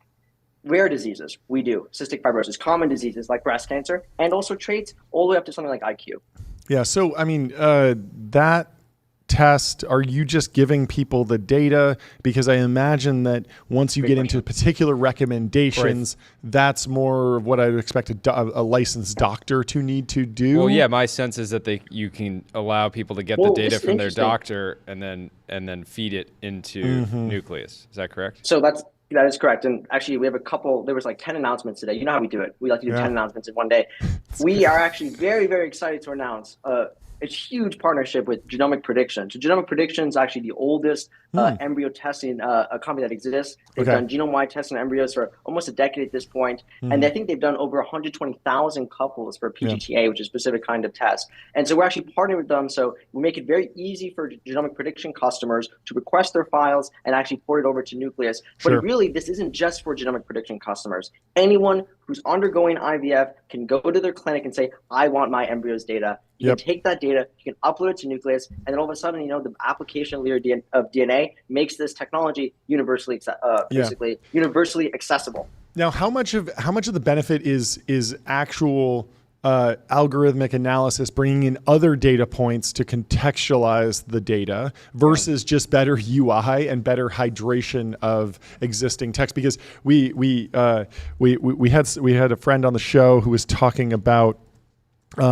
getting some medical results from a doctor. The doctor's office was closed. It took 2 days until the doctor was going to be able to interpret the results. He was able to just take a photo, upload it to ChatGPT, and say, "Hey, is this really, really bad? Should I be panicking?" Yeah. Because it seems somewhat out of the range. And ChatGPT was able to say, "Hey, you still got to talk to the doctor, but this isn't the craziest thing I've ever seen. This isn't way out of distribution." And so that's almost like a pure UI layer, but extremely valuable. I know it might not be like the right narrative for some people, that it's like not as innovative, but I think that like all that matters at the end of the day is giving people benefits. It's right? always both. It's always both. Fundamentally, technology, just for technology's sake, it's not what Silicon Valley is about, right? Silicon Valley is about making something that people want, okay, and that people can actually use. Exactly. And so if you think about the nucleus innovation, it's two-pronged, okay? One is in the informatics, right? I've been doing this for 5 years. Sure. I would argue to myself that I probably spent too much time, developing the science, right? Because science in a nutshell isn't actually very useful. You need to expand access to it. So on that point, we do multiple different kinds of analyses. They make it such that we can actually provide the most comprehensive analyses that exist today. But moreover, and this is really I think a key point to your point, John, is people understand them. People can see them. I mean, you can pull up the platform. I'm not sure if you guys have shown it already, but it's very easy to compare your embryos. You can actually name your embryos. You can stack rank your embryos. You can understand what the score means. We lead with overall risk, or we tell you, for example, instead of saying you're in the 99th percentile for genetic risk for a condition, which, what does it actually mean? We say, hey, you have a 5% chance, or the like of, let's say, schizophrenia or some other condition. In other words, by leaving overall risk, people have much greater intuitive understanding of the results we're communicating to them. We have genetic counselors on hand. So this really is what are we showing here? Are we showing something? Are we showing we pulled up your website. That's another thing. That's a fun one. That's an Easter egg. That's an Easter egg. That's the kind of approach that we're taking here, and I think consumers are responding to it. Right? People want to have access to their data. The clinician, the doctor shouldn't decide what embryo to implant. You should. Okay, so talk to me about what requires FDA approval. Obviously, new medical devices. Like if you were developing a machine to take in an embryo and sequence the DNA, I would expect that the FDA would want an approval for that medical device. But if you are taking data and just showing it to a customer in a different UI, that feels like probably a very light FDA process. And then there's probably a continuum in the middle where once you're making a recommendation, they have rules around that, right? We as a company do not tell you which embryo to implant. Sure. Basically parents, the couple has complete agency to decide how they want to use the information to implant their embryo. Moreover, let's be clear, height, right? I mean, can a height analysis be a medical device? It doesn't even make sense, right? IQ, height, there's traits, for example. We all, traits are something that I don't think necessarily belongs in even the kind of infrastructure of thinking about medical care, right? These are things that go beyond medical care. These are things like, that people just kind of intuitively know, and that there are DNA tests done every single day D2C for these analyses, because they're not disease analyses, right? So we do both diseases and traits, to be clear. My point is, many of these innovations, you have to wonder, should the government say if someone can or cannot pick their embryo based off height? That doesn't seem right to me. I think it should be in the complete liberty of the individual to decide that. Yeah, but I mean, we're a democratic country, and so if a huge swath of the population says that the FDA should review that type of test or that type of analysis, height analysis. It could happen. I mean, the FDA reviews all sorts of different stuff. And so I guess the question shifts to do you expect a change from FDA on the way these analysis tools are regulated? I think right now the most important thing is just putting these high quality, rigorous scientific results in people's hands, and then helping them basically have healthier children, helping them give their child the best start in life. I think that generally speaking that, people should have more liberty, more choice in medicine. I think the broader longevity trend actually touches on that point as well. So that's what we're excited to do at Nucleus. Yeah, I mean, the fact that you're partnering with a company on the actual medical device side, they are doing the sequencing of the embryos, that really takes it out of the Theranos question entirely in my mind. I feel like you should be beating the drum there a little bit more. It's like we didn't say we created some new device, but I don't know. You have to fight this. Ship. That's the difference. I know. We ship. It's live and raw, baby. Go look at it. Go use it. That's the evidence. The proof is in the pudding, okay? I love the visual of John and his wife selecting between embryos, and it's like 6'10 or 7'2". Tough choice. Well, if we go with the 6'10", he has, you know, could potentially 30, fly commercial once in his life. We can actually play this game right now. Yeah. Okay, here we're gonna play a game right now. I'm gonna put it in the chat. Okay. Pickyourembryo.com. Okay, everyone listening to this, pickyourembryo.com. I'm gonna go to it. Oh my God, here we go. Little Easter egg here. Okay, let's see what's more important to you, John. Intelligence or muscle strength? Come on. Absolutely, muscle strength. Let's go. We're the future's bodybuilding. Let's go. Okay, yeah, John would take he would happily have a 5'2" son if he had, you know, top 0.01% bodybuilding genetics. Exactly. Yeah. Okay, so which one here, lifespan or height? Come on, lifespan. Lifespan. Let's go. Let's go. Maybe low depression. You got to be golden retriever mode. You got to be. You need low depression. You need low depression. Let's go low OCD. I don't mind bouncing around OCD. A bunch. Okay, what's more? Let's risk-taking anxiety. Let's go high risk taking. There we go. Let's see. Okay. Okay, we're analyzing. Is this some generative AI stuff going on? This is great. Nadia. I got Nadia too. The enduring athlete. Let's go. Physically strong, cautious, built to last. Yeah, this is great. Is this driving a lot of attention, a lot of downloads? Is this going viral yet? This seems like something that's designed to be shareable. We just dropped it right now. Technology Brothers, we got you the exclusive. Let's go. There you go. There you Let's go. put it out there. You can go there, you can pick your embryo. People say, what's it like? Maybe you're not doing IVF yet. No problem. It's funny, only 9% of people choose Nadia. Okay. Well, we're contrarian. We like that here. Yeah. That's fun. Yeah. It's great.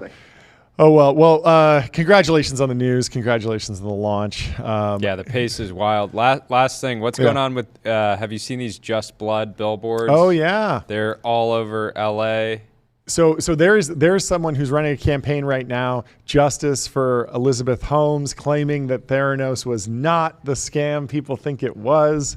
And there's a documentary coming out, and there's billboards all over LA for Just Blood. Like, it's just blood. It's not that big of a deal. And John, just to be clear, there's an exclusive on Technology Brothers next week from this person, right? They're going to tell their story next week, just to make sure you invited them already. I hope. We are toying with the idea that someone reached out to kind of connect us. We're thinking about doing it, but we're not 100% sure that it would be appropriate for the Based show. on the website, I don't know if it's appropriate. Yeah, it doesn't look like it was designed with Figma, so I don't know. We can't quite do it. It's a little bit. The team definitely doesn't use linear. Yeah, but they claim that Elizabeth Holmes has been proven innocent, and so it's a bold claim. We like to see people making bold claims. By what jury is my question? Yeah, the jury of someone who knows HTML. Keon, always a great time. The energy is fantastic. Off the Electric. Thank you for coming on, firing us up. Congratulations on the launch. We will talk to you soon. I'll see you on Twitter for sure, okay? We'll see you there. Bye, guys. Bye. He's going through launch day right now, which is just like, ripping. 40 notifications every minute forever. I love it. Well, next up we have Kathleen from Valthos coming into the studio. Welcome to the stream. How you doing, Kathleen? Nice to meet you. Good. Thanks for having me on, guys. Yeah, nice great to have you. Would you mind kicking it off with just a little bit of an intro for those who might not know?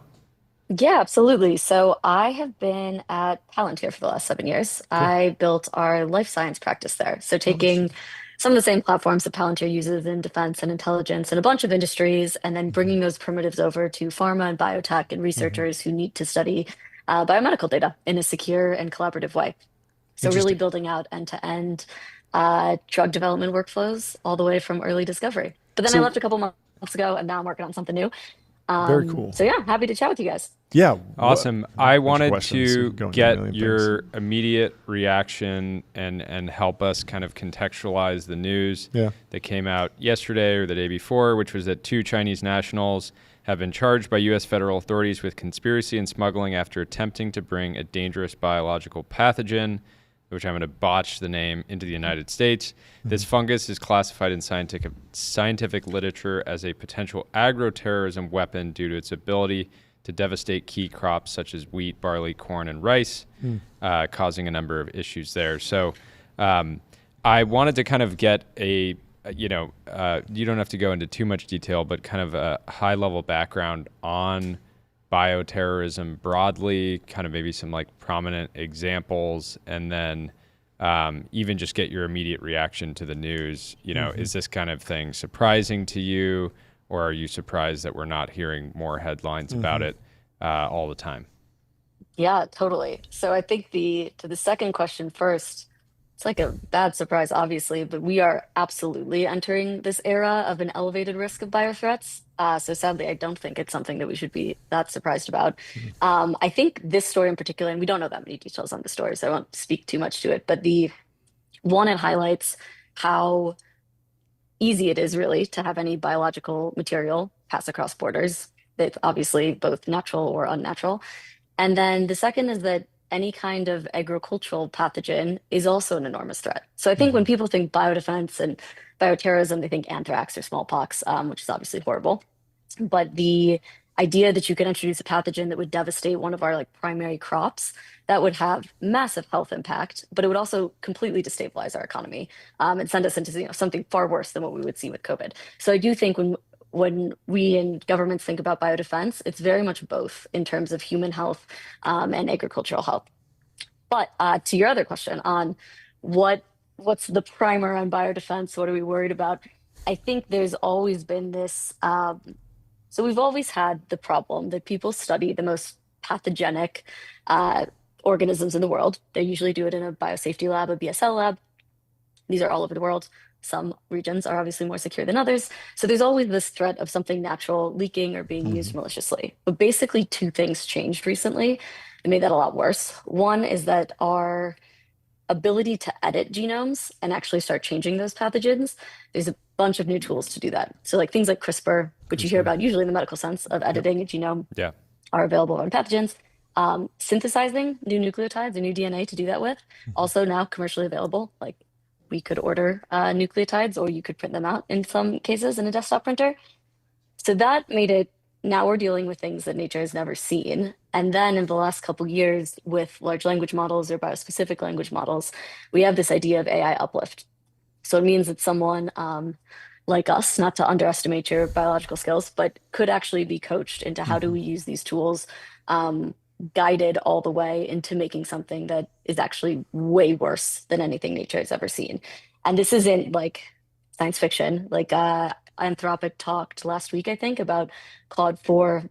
They did internal safety trials. They noticed an uplift that goes way beyond just, oh, it's easier to Google a paper about how to do this, and really into that, allowing a novice to access something dangerous. So they released Claude 4 with new security standards to try to combat that. But a lot of models aren't like that. Not everyone has those security standards, Yeah, totally. I mean, this has happened. Like, what is it? Timothy McVeigh looked up how to build a bomb with fertilizer and basically blew up like a massive government building. And the wreckage from that was insane. If you think about what it would take a terrorist to work in a biosafety lab, it's obviously very complex, but getting easier as you can have an LLM coach you through the process. Essentially, right? Is that roughly the nature of the threat? Yeah, both in terms of the actual steps to take and then what to change about a virus that would make it either evade some kind of countermeasure, which is like some kind of medicine that we have for it, or be more infectious. And I think the real, like, what has a lot of attention and weighs on people's minds is that we're not talking about like a state-sponsored nuclear program that you need these like massive budgets and facilities to make something like that. Like it's a laboratory and a computer. So it's a really different dynamic of threat than what we've been dealing with in the past. And it kind of self-replicates by itself. That's like the whole goal. It's an interesting story to me because obviously over the weekend there was the Ukraine story around Operation Spiderweb, and that was relatively asymmetric in that, whatever the cost of the operation, the trucks and the drones, just, even if it was $100 million, which seems really, really high, right? Even if it was taking huge teams, it destroyed, $1 billion plus of assets on the other side.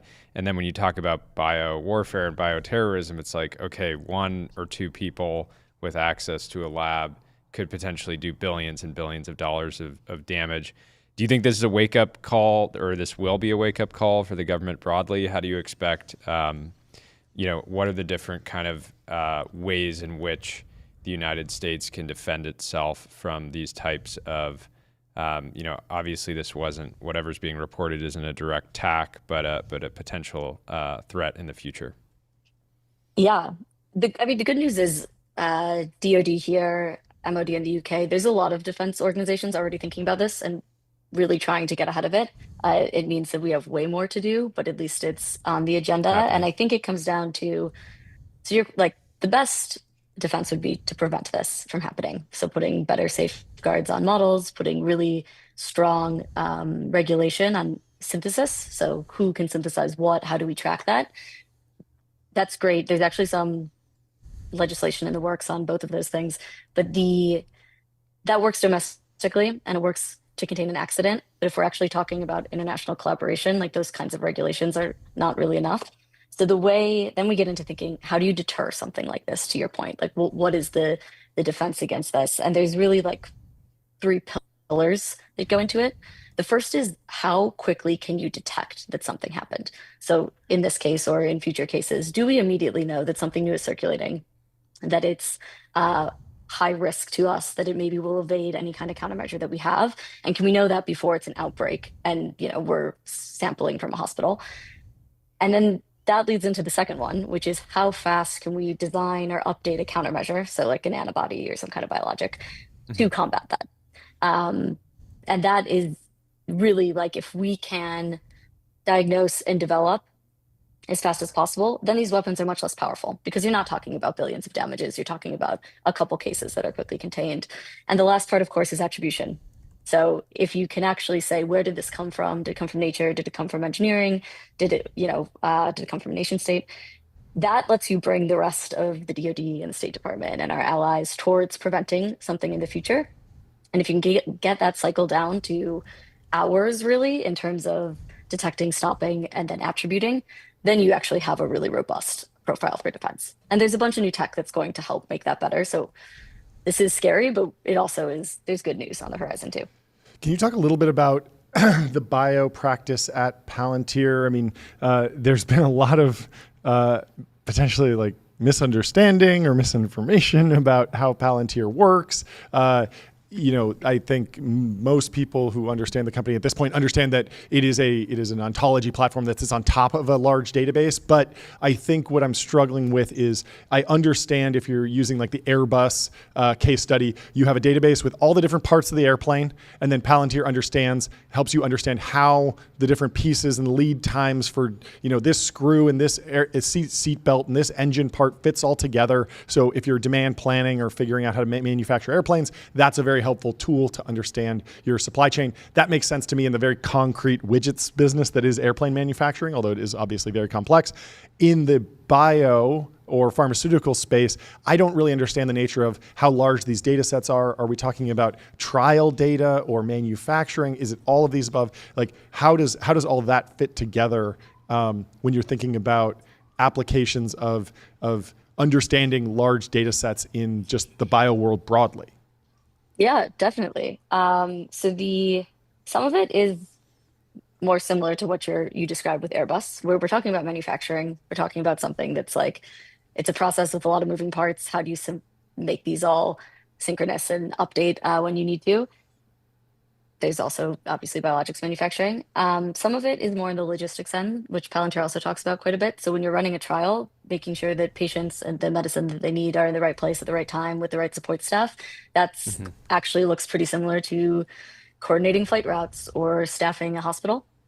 So those parts are super similar to the rest of Palantir. The part that's probably most unique is when we're actually talking about that trial data or talking about patient level information. And there it really gets back to some of the core concepts of Palantir is, how do you work with multimodal data and see patterns across it? So if we're looking back historically on all trials that we've run and we want to start trying to identify what kind of patients have the best response to this or what are potential side effects, can you start linking together data that's from like a medical record with samples from a lab with sequencing data if you have it? And can you do that in a way that is completely secure, completely auditable, and complies with all the regulation in the space? And that's really the niche that Palantir, maybe it's not always well understood to fit into, but that is what that platform was built for. Can you talk a little bit more about the long-term future of what you're building? I know that you can't go into it too much, but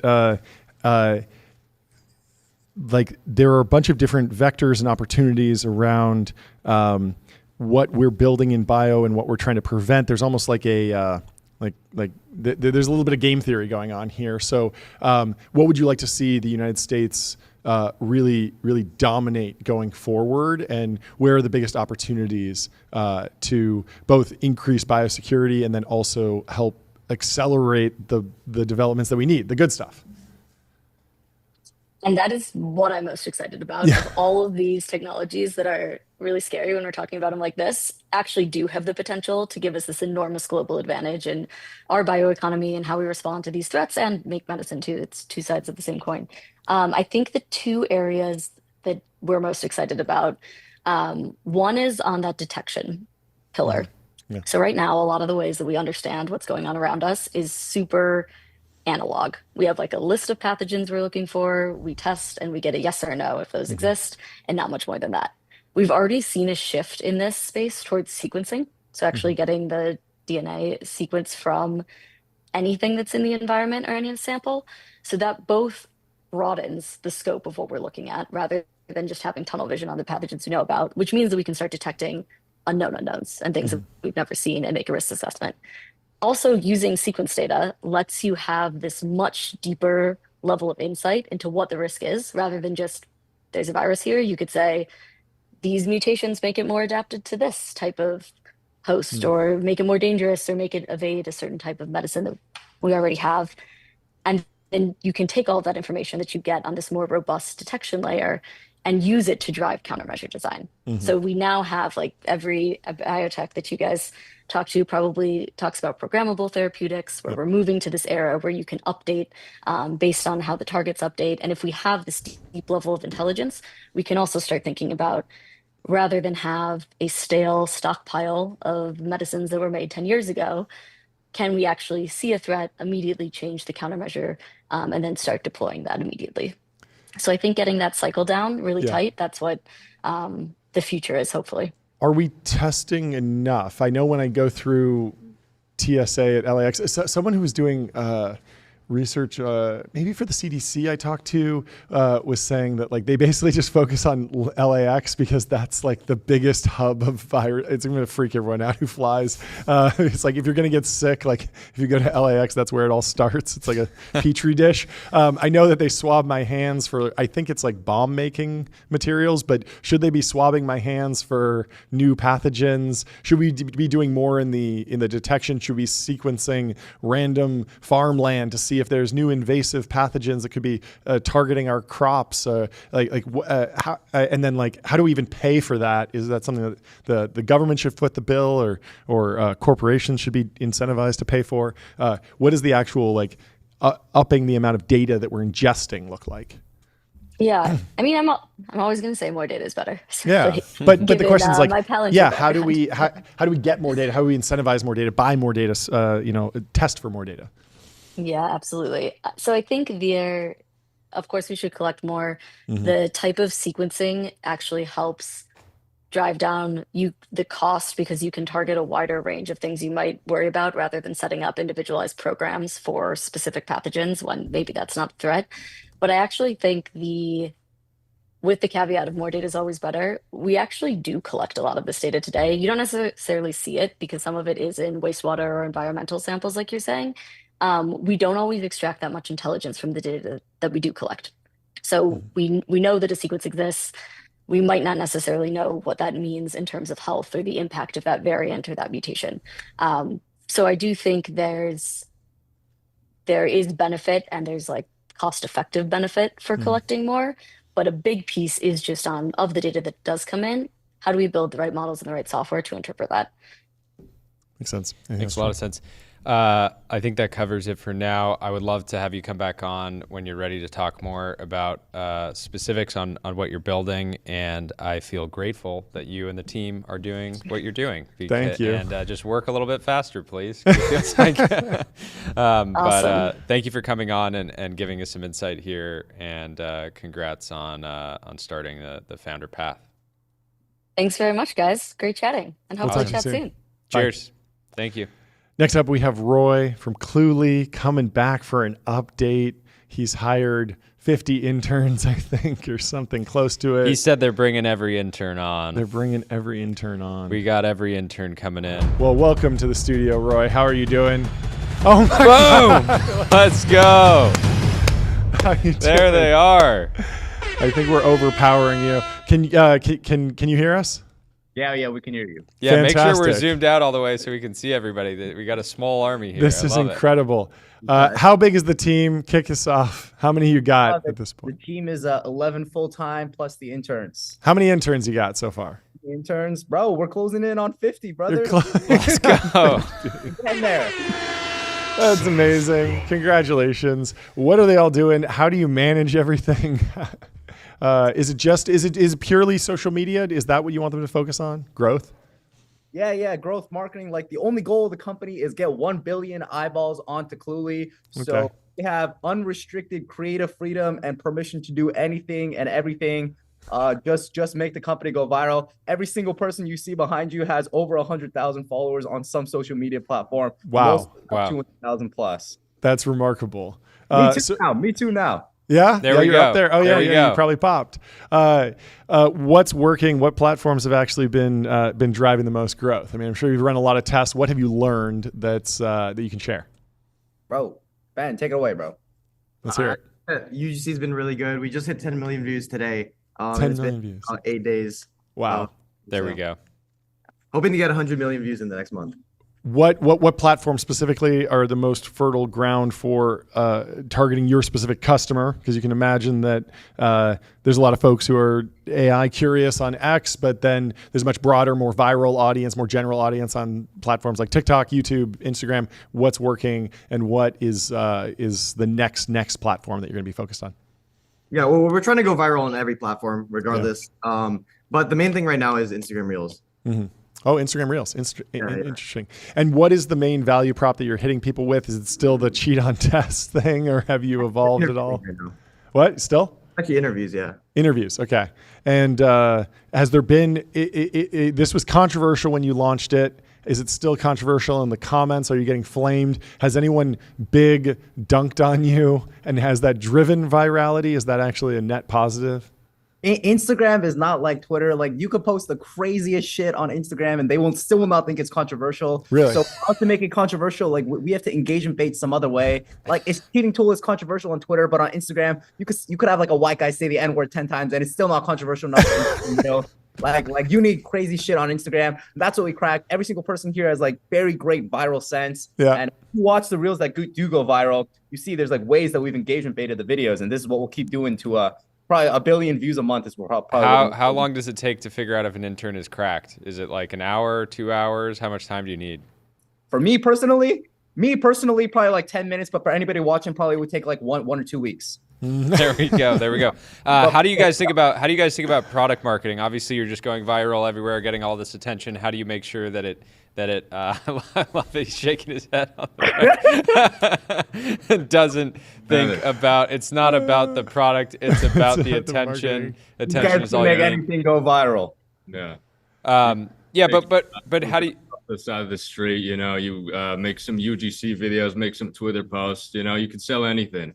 You know, in 2025, product doesn't matter. You know, I could jack off the side of a building, sell some videos of it for $20 each, make $2 trillion. It's crazy. $2 trillion. That's intense. How do you guys think about burn? Is it on your mind? Is it on your mind at all? I don't know if you saw the last tweet, but as of literally like 2 days ago, we're still cash flow positive. We're still fucking profitable. We're still profitable. Let's give it up for the profitability. Let's hear it. It sounds. So you're charging for the product and people are paying. Are they at all satisfied, or do they feel like they got scammed? Satisfied, bro. Like the product works. You're either using this as a consumer and it's working because like you're passing your interviews, or if it doesn't work, you're not gonna complain to me because I'm gonna go right to your employer and tell them, yo, guess who's complaining about using the product? Like I'll get you blacklisted if you complain, bro. How are you thinking about how are you guys thinking about product evolutions? What do you want to add to the product? Obviously, you want to help people cheat on everything.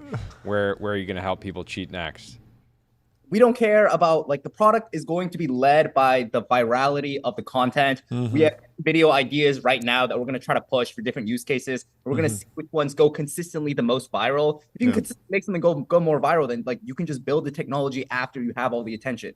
So we'll figure out the exact use cases and exact niches we're going to quintuple down on once these guys get to work. What formats on Instagram Reels are like the most modern in terms of consistently viral? Like you mentioned, like man on the street interviews. What do you do for a living? That's always been a fertile ground. What about? I see a lot of those like mobile game ads that look like you're fighting down some sort of bridge, and then you go into the game. It's actually just match 3. What are the different formats that you like to pull from? Every week there's 2 new ones, and at any point there's probably 10 to 20 viral trends that is happening, and these cycle so quick. You need to keep your finger on the pulse. These things will like expire immediately. You need to be on the ball, and like if I told you right now, by the time people watch this on YouTube, like it would have all been expired. Well, we're live, so give us the latest and greatest. Like what's going viral today? Well, right now we got 10 million views using a Snapchat format. Okay. Viral for like the last 3 years, to be honest. Okay. And I think that like we just have to get people who continuously scroll TikTok like 6 hours a day. Yeah, but what's the actual format that you use? Like describe the video. What is the hook? Like break it down for me, like you're explaining the art behind the viral format. There's a caption. It starts with a face, usually a handsome dude or a pretty girl. They're saying, "Damn, this interview is starting with the hard questions. I should have been a CS major, not a business major." That's engagement bait because people are saying like, "Bro, like CS is way harder than business." Then it turns around, the interviewer asks like, "Hey, how are you doing? Why should we hire you?" And then this guy uses Cluey to generate a response, but he can't fucking read the response, so he reads it hella autistically, like, "Oh, I revel in detail," and then that is like another conversation point. Like people are cooking on the guy because he can't read properly. The guy is like doing a really dumb interview using Cluey. That's great. How are you guys using AI generated content internally? I know a lot of the videos that you guys are creating are just typical social media vertical video. Do you have an intern that's just generating basically copy and pasting, making B-roll, a bunch of other VO3 or any interns, of these tools relevant? Anything clicking? Not yet. I think there's still like a 10% left before they cross the uncanny valley. And the biggest thing is that people need to think your video is real. That like that is the difference between 100K views and 10 million views if people think that's real. Yeah, clearly AI CEO is bearish on AI. What about what? Google needs like 10 more Chinese researchers to like figure it out, and once they push out the latest update, then VO3 will be there. But right now, we need real people. Yeah. Well, I mean, what about just using AI as like stock footage replacement, not as the lead in for the video, not the entire video, but just like sprinkled in to illustrate a point, an establishing shot of like a building, a helicopter pulling into a building, like that historically has been kind of something that you would reach to, Adobe stock video for. VO3 feels like it's there, but are you not drawing on that at all yet? If there's a viral format when we need it, maybe we'll use it. But right now, like it's really brain dead to go viral on Instagram. Yeah, the formats are not hard. You don't need a helicopter. You need a guy, a camera, a really shitty camera, and you need a computer. That's it. I mean, what about like those kind of like AI mashups, like Harry Potter Balenciaga or the kangaroo with the plane ticket getting on the plane? Like AI content can go viral when it's really. When it's like inspired almost by a human. It's not entirely AI generated, but it's using the tools effectively to create something that's like still catchy. Do you think you'll be using any of that anytime soon? Probably very soon. We're scaling up. Like what you see right now is probably about less than 1% of what the size we will be by the end of the summer. Like we are profitable. We're not trying to be profitable. We just keep making so much money. We can't help it. So we're really scaling this shit up. I'm not even trolling you. 1,000 creators are going to be shipping out content. We're doing a complete internet takeover. Okay, so why in-house? Why do they even have to be employees? Couldn't you turn this into like a multi-level marketing scheme or something, a pyramid scheme? Exactly or like what we're going to do. That's exactly that's what you're going to do. Okay. MLM. AI. Are you guys worried that you could be infiltrated by journalists? I'm sure they're circling the house right now. The hit pieces are going to come. We're doing a softball interview right now. I mean, the person that's brave enough to try to do a hit piece on the Cluey army it's going to be. I bet they're dying to. Look, more eyeballs is better There's no company that ever died from a founder being too controversial. You got Deal fucking infiltrating with genuine spies, and they're still doing fine, bro. You got fucking Worker 17 guys. They're still kicking. Like no company ever dies from being too controversial. You die because you don't make enough fucking money. Yeah. Speaking of making money, what's the pricing model right now? Are you doing anything on price discrimination? Is there a super high tier if you get a whale? What does a Cluely whale look like? Can I spend $2,000 a month on this service? Yeah, you should add a tipping feature too. Yeah. People should be able to tip you guys if they have a good experience. You should add they get the job. like really financialization, pay as you go, high interest rate loans. Just really push it. Make it sports gambling in there maybe. Just throw it all in. Yeah, I mean, it's $20 a month for consumer, $100 a year. And our top line revenue is really being driven up by enterprise. Enterprise, you're gonna have to talk to the sales team to get a custom quote, but like there's a lot. Are you serious? Whatever are the, is that more on the sales side? Who are the enterprise? So you sell to SDRs? You guys laugh because you think I can't sell enterprise because I'm I don't believe it. I trust. Like these Fortune 500 CEOs, like these are like 35-year-old dudes who sit there scrolling through Twitter laughing at my posts. Yeah. No, it seems legit. It makes sense. No, I believe it. But I mean, you're not going even higher tier. Like, what's the $2,000 a month Cluely vision? For consumer, there's a lot more we can do with more compute. But right now, we're like, to be honest, I didn't expect to grow this fast. The Eng team is quite small. I'm like spending a lot of time trying to hire more competent engineers. We have a lot of backlog tasks that we need to fill out, especially for this last contract that we signed. So we're full-time focusing on the one big guy that we got right now. And after that, then we'll try and scale this up. But right now, we're focused on the one big client that we signed. Yeah. Talk about your compensation strategy that people want to know. You said you can raise infinite capital, and you're so confident. I believe you. But I'm curious to get some more insight there. Bro, I feel like it's so retarded to be a company. Sorry, am I allowed to say that? No, you're not allowed. No, this is a family-friendly show. It's very stupid to be a company like trying to race to the bottom to see how little you can pay your employees. Bro, if I'm making hella money, we're all making hella money. Like I'm trying to pay them more to see if, like maybe tomorrow we'll start being like cash flow negative. But I just make up money, bro. Like I would like to pay these guys what they're worth, and the output is fucking insane. We did 10 million UGC views in like 8 days. Like you don't see this sort of traction in any company, and you don't see killers like this in any company unless you're paying these motherfuckers like what they're worth, bro. Like I don't know what, like 135. Maxed out contracts. Exactly. Yeah. What about devices? I mean, it seemed like this would be a natural fit for some sort of AI wearable or other platform. Is there an app coming, or are you interested in what's happening with Johnny Ive and OpenAI? What's your take on the device world? We're very interested in the hardware space. We've got like a million things cooking on hardware. We got people in the garage right now working on shit you don't even know about, bro. Like we're bringing manufacturing back to America, and it all starts at the Cluely garage. Cluely garage. Let's go. I'd love to see it. Nobody, they doubted, but you guys are reindustrializing America. You guys really are the poster child down there. They're working on brain chips down there. Yeah. Brain chips. That's the future. There we go. There we go. The new Neuralink. Yeah, I mean, I there's a world in the future where you guys actually just roll up Neuralink and OpenAI. Bring them under the Cluely umbrella. Yeah, right? Definitely. It's possible. I'm excited to offer acquisitions for both of those companies. Yeah. It's in the roadmap. It's on the road. All right, this has been a lot of fun. I'm excited for you guys. It is, and I have no doubt that you'll go from 10 million views a week to 100. And I'm excited to see you guys hit that billion view mark very soon. So keep it up. We are all very entertained and rooting for you. Shit. I love the energy. Thanks, man. We appreciate you joining. Later, guys. We'll talk to you Keep soon. having fun. Bye. You know what he needs? He needs linear. He needs linear to manage all his interns. Sounds chaotic in there. Yep. He needs to use the platform purpose built to design and build the best products on earth. Oh, you nailed that. I bet they already use linear, to be honest. Meet the system for modern software development, streamline issues, projects, and product roadmaps. Go to Linear and get started today. I wanted to go through the Sarah Guo piece because we are having Sean on because he is throwing the AI Engineer World's Fair, and he's going to be joining with some other folks, breaking down what's going there.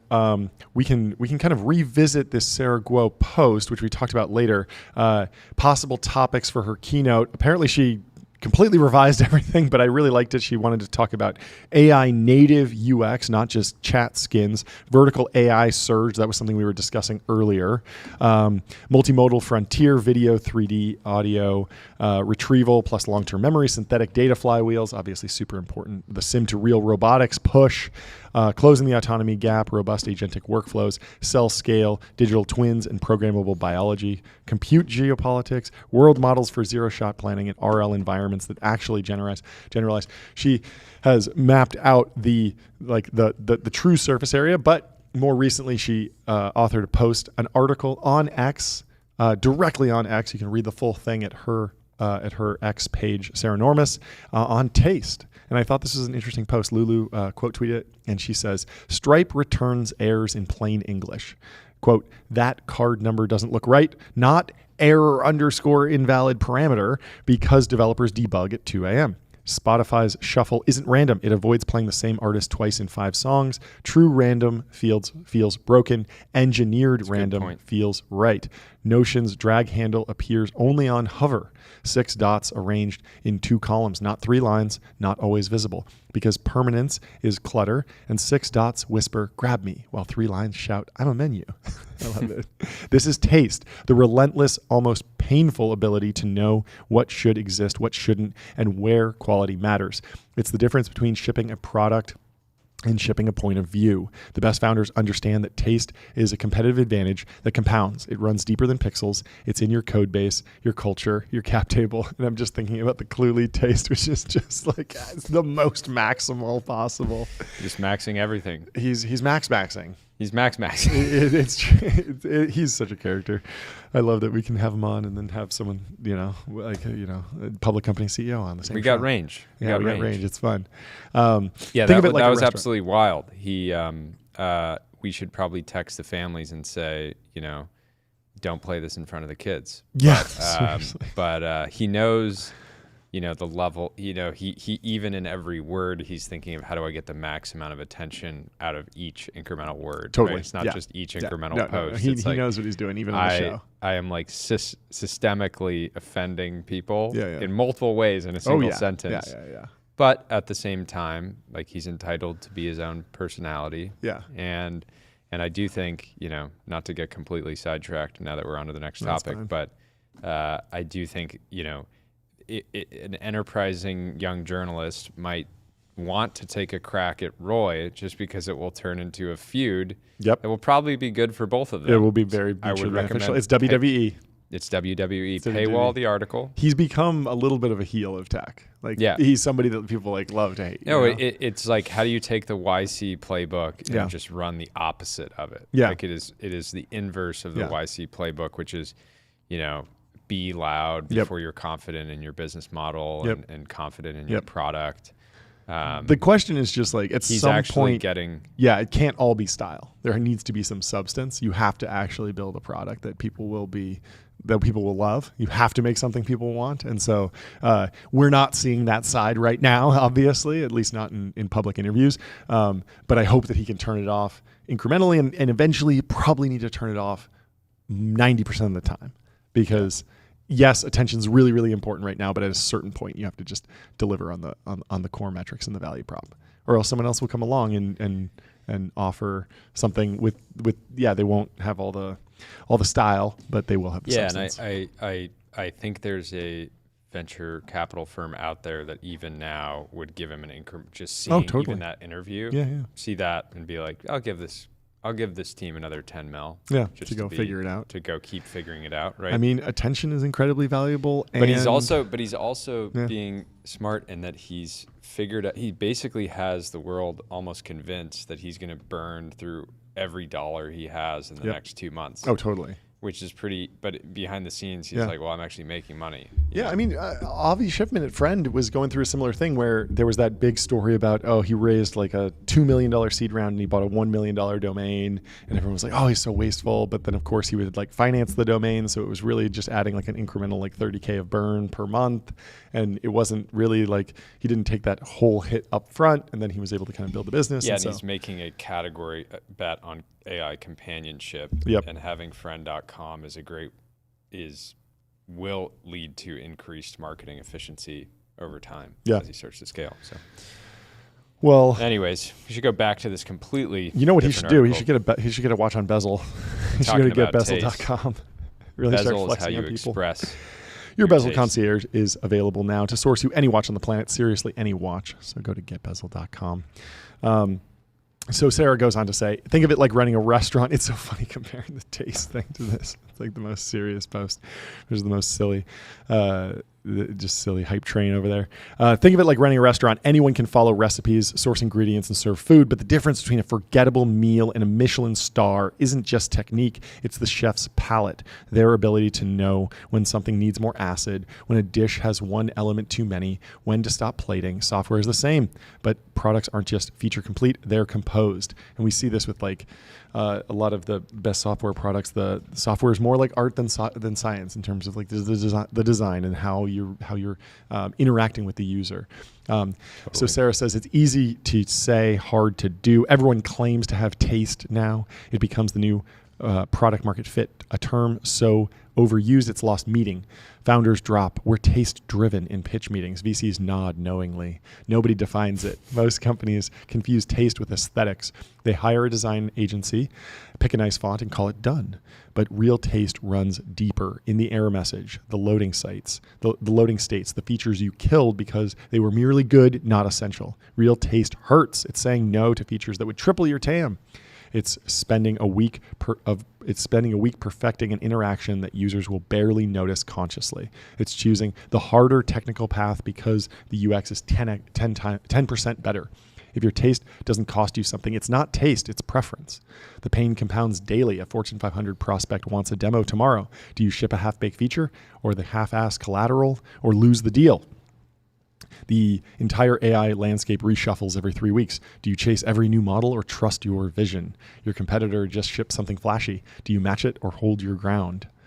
Anyway, we'll have to have Sarah on the show to recap her talk. But right now, I believe we have Sean coming in to the studio to tell us about the AI Engineering World's Fair. We're very excited to have him join the show. Thanks so much for hopping on. I wish I could be there. I have the biggest FOMO I've ever had with any tech conference because the lineup seemed absolutely fantastic. Unfortunately, I have a large family and a studio that is covered in junk and we're moving in. So I appreciate you taking this remotely and we'll have to do the next one in person. But thanks so much for joining today. How are you doing?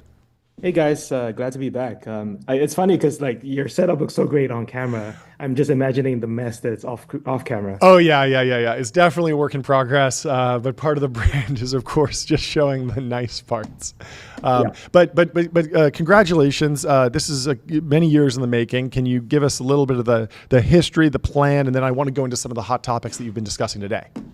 Yeah, I guess this is the fourth conference we've done. And I started this basically right after the sort of ChatGPT movement and talking with enough developers and understanding that the people who can wield LLM APIs are going to be way more powerful than people who just chat with products.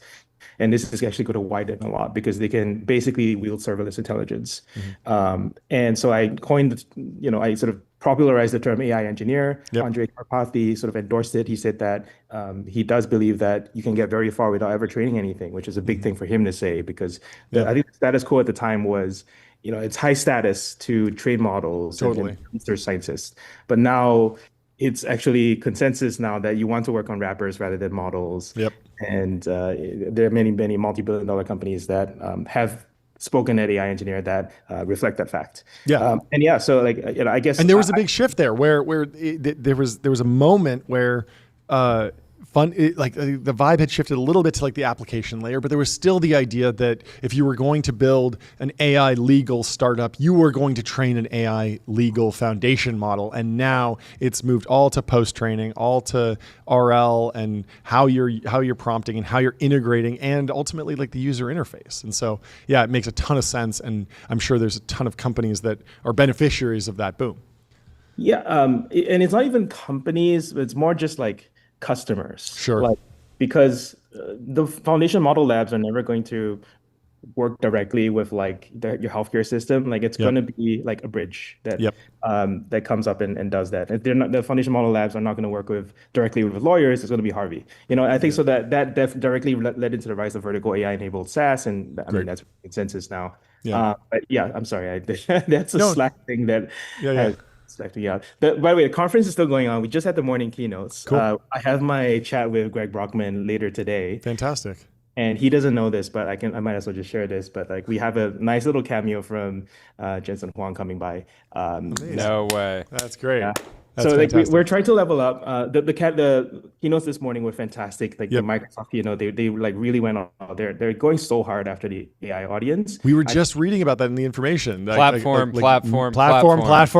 says Satya. Yeah. I think they see this as their chance to overtake AWS. That's great. Wow. But like AWS is also, also sponsoring the event and having a very strong presence with us. So like we just want to be the vendor neutral place, right? Like all the big clouds, all the big labs work with us. We have the MCP team here with the entire steering committee presenting as well. And we just want to be for developers. Like this is where this like kind of the trade show, you come to hire people, learn about what's new and upskill.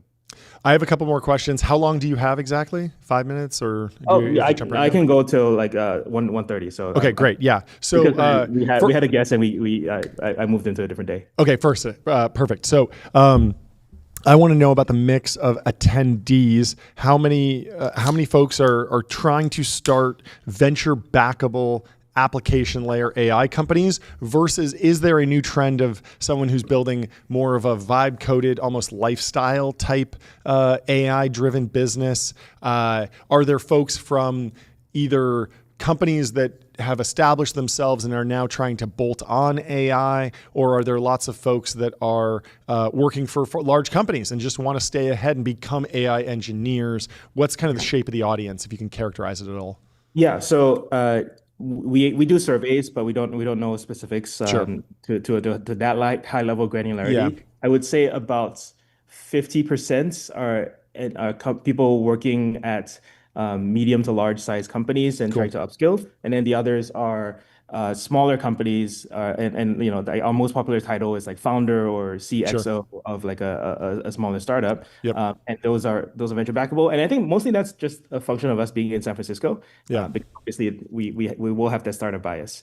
I do think that one thing I kind of don't really care about this whole lifestyle versus venture back thing, because for example, I have a Tiny Teams track that's speaking this year. Tiny Teams is something that I'm trying to push as an idea of companies that have more millions in ARR than employees. Right? So your revenue efficiency is so high because obviously if you pay each employee less than $1 million, you're probably profitable, and therefore you don't actually need the venture money except to pour into marketing. And that's your choice. You can be profitable. I have a 6-person team making more than $40 million. And I mean it's absurd. Like the amount of leverage you can get with agents, and also building AI products for other people to use, where you're just kind of passing through or slapping a margin on top of the tokens that you resell from the big model labs. I think that really makes a lot of sense. Totally. Has the narrative of like, oh, if you're building an AI, like you're going to become obsolete by Google, or OpenAI is going to steamroll you in their next Dev Day keynote. Has that narrative dissipated, and if so, what's driving it? Is it kind of the pre-training scaling wall that we're kind of seeing with GPT 4.5? You guys still, I don't know if people are still talking about that. I mean, everyone's moved on. We've moved on to a different time, right? Like, I think most people have agreed. Like there are still new pre-trains happening, especially with the open source model that OpenAI is working on.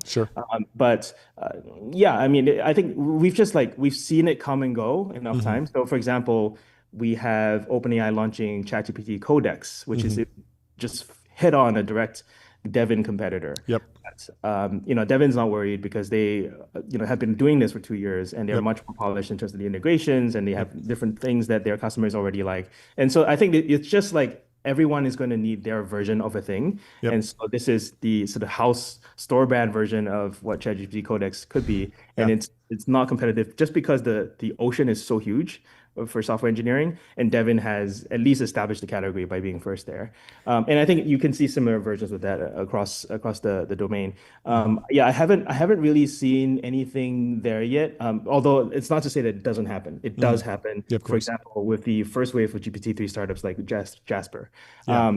But I mean, yeah, so far there's no fear of that. In fact, that people are very excited to meet the foundation model labs. Like this is where the engineers meet the lab people, and the lab people train them on how to use their LLMs. And I think that's a perfectly harmonious relationship, to be honest. I haven't seen any. What was your reaction to the news around Anthropic and Windsurf yesterday? Oh my God. Yeah, a little bit of awkwardness, a little bit of drama on the timeline. But so, yeah. Give us a walkthrough for those who might not be familiar of what happened, and then I'd love your analysis. Yeah. So the history of this is that Windsurf is an independent company that basically kind of followed Cursor's footsteps and launched an AI agentic IDE. They've done very, very well for themselves in a very short amount of time. I think they launched, we're the first podcast that they launched with in October or November last year. And then there's been rumors that they got acquired by OpenAI for $3 billion. Those are rumors that are unconfirmed by both sides. I've talked to both sides. Yeah, I've been fascinated how everybody just takes it as fact. I take it as fact. But he wore two polos. He wore two polos, but again, at no point every news outlet, legacy news outlets have been reporting it as fact, even though no side has verified it and nobody's said it closed or anything along those lines. Yeah, the only thing I can say is Windsurf is speaking tonight right before Greg Brockman goes on, and there's a reason. Exciting.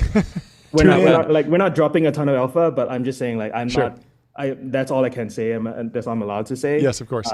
And I think that there's a relationship there, just as there is a fact that both Cursor and Windsurf have benefited a lot from their relationship with Anthropic, because Claude 3.5 and 3.7 have, for whatever it's worth, been regarded as the best coding models. Yep. OpenAI will disagree. Gemini will disagree, but whatever. Like the community has voted. Yeah. So overnight, I think like 2 days ago, 1 day ago, Anthropic cut off the first-party access to Claude for Claude to Windsurf. This is their top model, and now they just don't have access as a first-party tool. You can, for example, still bring your API key and use your account on Windsurf, but it's right. You can't just like Windsurf, I'm going to pay you $20, use your account, whatever. I just don't want to worry about the rate limits and stuff. That's gone. Windsurf, they just woke up overnight and that's gone. So a lot of people are very upset. This is a very big no-no if you're like aiming to be any sort of like credible LLM API provider to just cut off access. Google hasn't done that, even though if you take the sort of rumors of the acquisition on face value. But I think this does lead credence that I think Anthropic at least thinks that Windsurf is just a competitor product now. So I think insofar as you're putting odds on whether the acquisition actually closes, the odds have moved up. Interesting. Yeah, the other factor that's interesting is how much does this benefit Cursor if you're a developer who loves various Claude models and now maybe you have a reason to go spin up. You know market share of Cursor versus Windsurf? Have you seen like estimations? What is it? I think the numbers I've seen, again, I saw it on my timeline on Twitter. I didn't save it, and it's just fast. But someone please look this up. It's something like Windsurf is 5% of Cursor. Wow. Because based on the market caps, I would assume that Windsurf is like 30%. I know. Of Cursor. The thing that you don't see there is Cursor has entirely developed its business on the IDE. Sure. Where Windsurf used to be Codium, which used to be like this serverless GPU company that has significant LLM inference for enterprises. Like they spent the last 4 years doing that. Yeah. So they're buying that team, that revenue, that product, as well as Windsurf. Oh, interesting. Yeah, that makes a lot of sense. How do you think that the agentic coding market is shaping up? We've been kind of talking about maybe it's 3 different markets. Like I can go to GPT, I can go to O3 and I can ask it for a question and it will just write code and write Python and execute it. And I don't even have to tell it to write code. It's just if I ask a question that requires code, it will write some code. Then, of course, OpenAI now has Codex, and then they also potentially have Windsurf or you can think about the IDEs as a different as a different entry point into that market. Are we seeing like a true permanent bifurcation between synchronous and asynchronous AI coding usage, or do you think these all blend together at some point?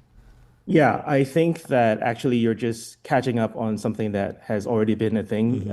That was the divergence, and actually they're converging. So they already, like, it already started that you had the synchronous ones like Cursor Windsurf, and then you had asynchronous ones like Devin and Factory AI, for example. And they were all sort of like what we call the developer inner loop, which is hands-on keyboard coding, and developer outer loop, which is PR review and all that kind of stuff, or like file an issue, make a PR, that kind of stuff. So those are merging. The explicit goal of Codex Suite Agents is something I'm going to talk to Greg about later today, is that they will merge those paradigms, just as they're merging the reasoning models and the sort of instant thinking models with GPT-5. And I that totally makes sense. It's technically really hard to do because one's on your machine and one's cloud. And also they're just different set of user experience paradigms. Is my video freezing, by the way? It is. It is, but you look great. You look great. I see you guys great. How seriously do you take Google's coding agent Jules? Do you think it's just an experiment that they're putting out there, or do you think they'll actually invest in it and try to get real adoption? You're trying to get me in trouble. You're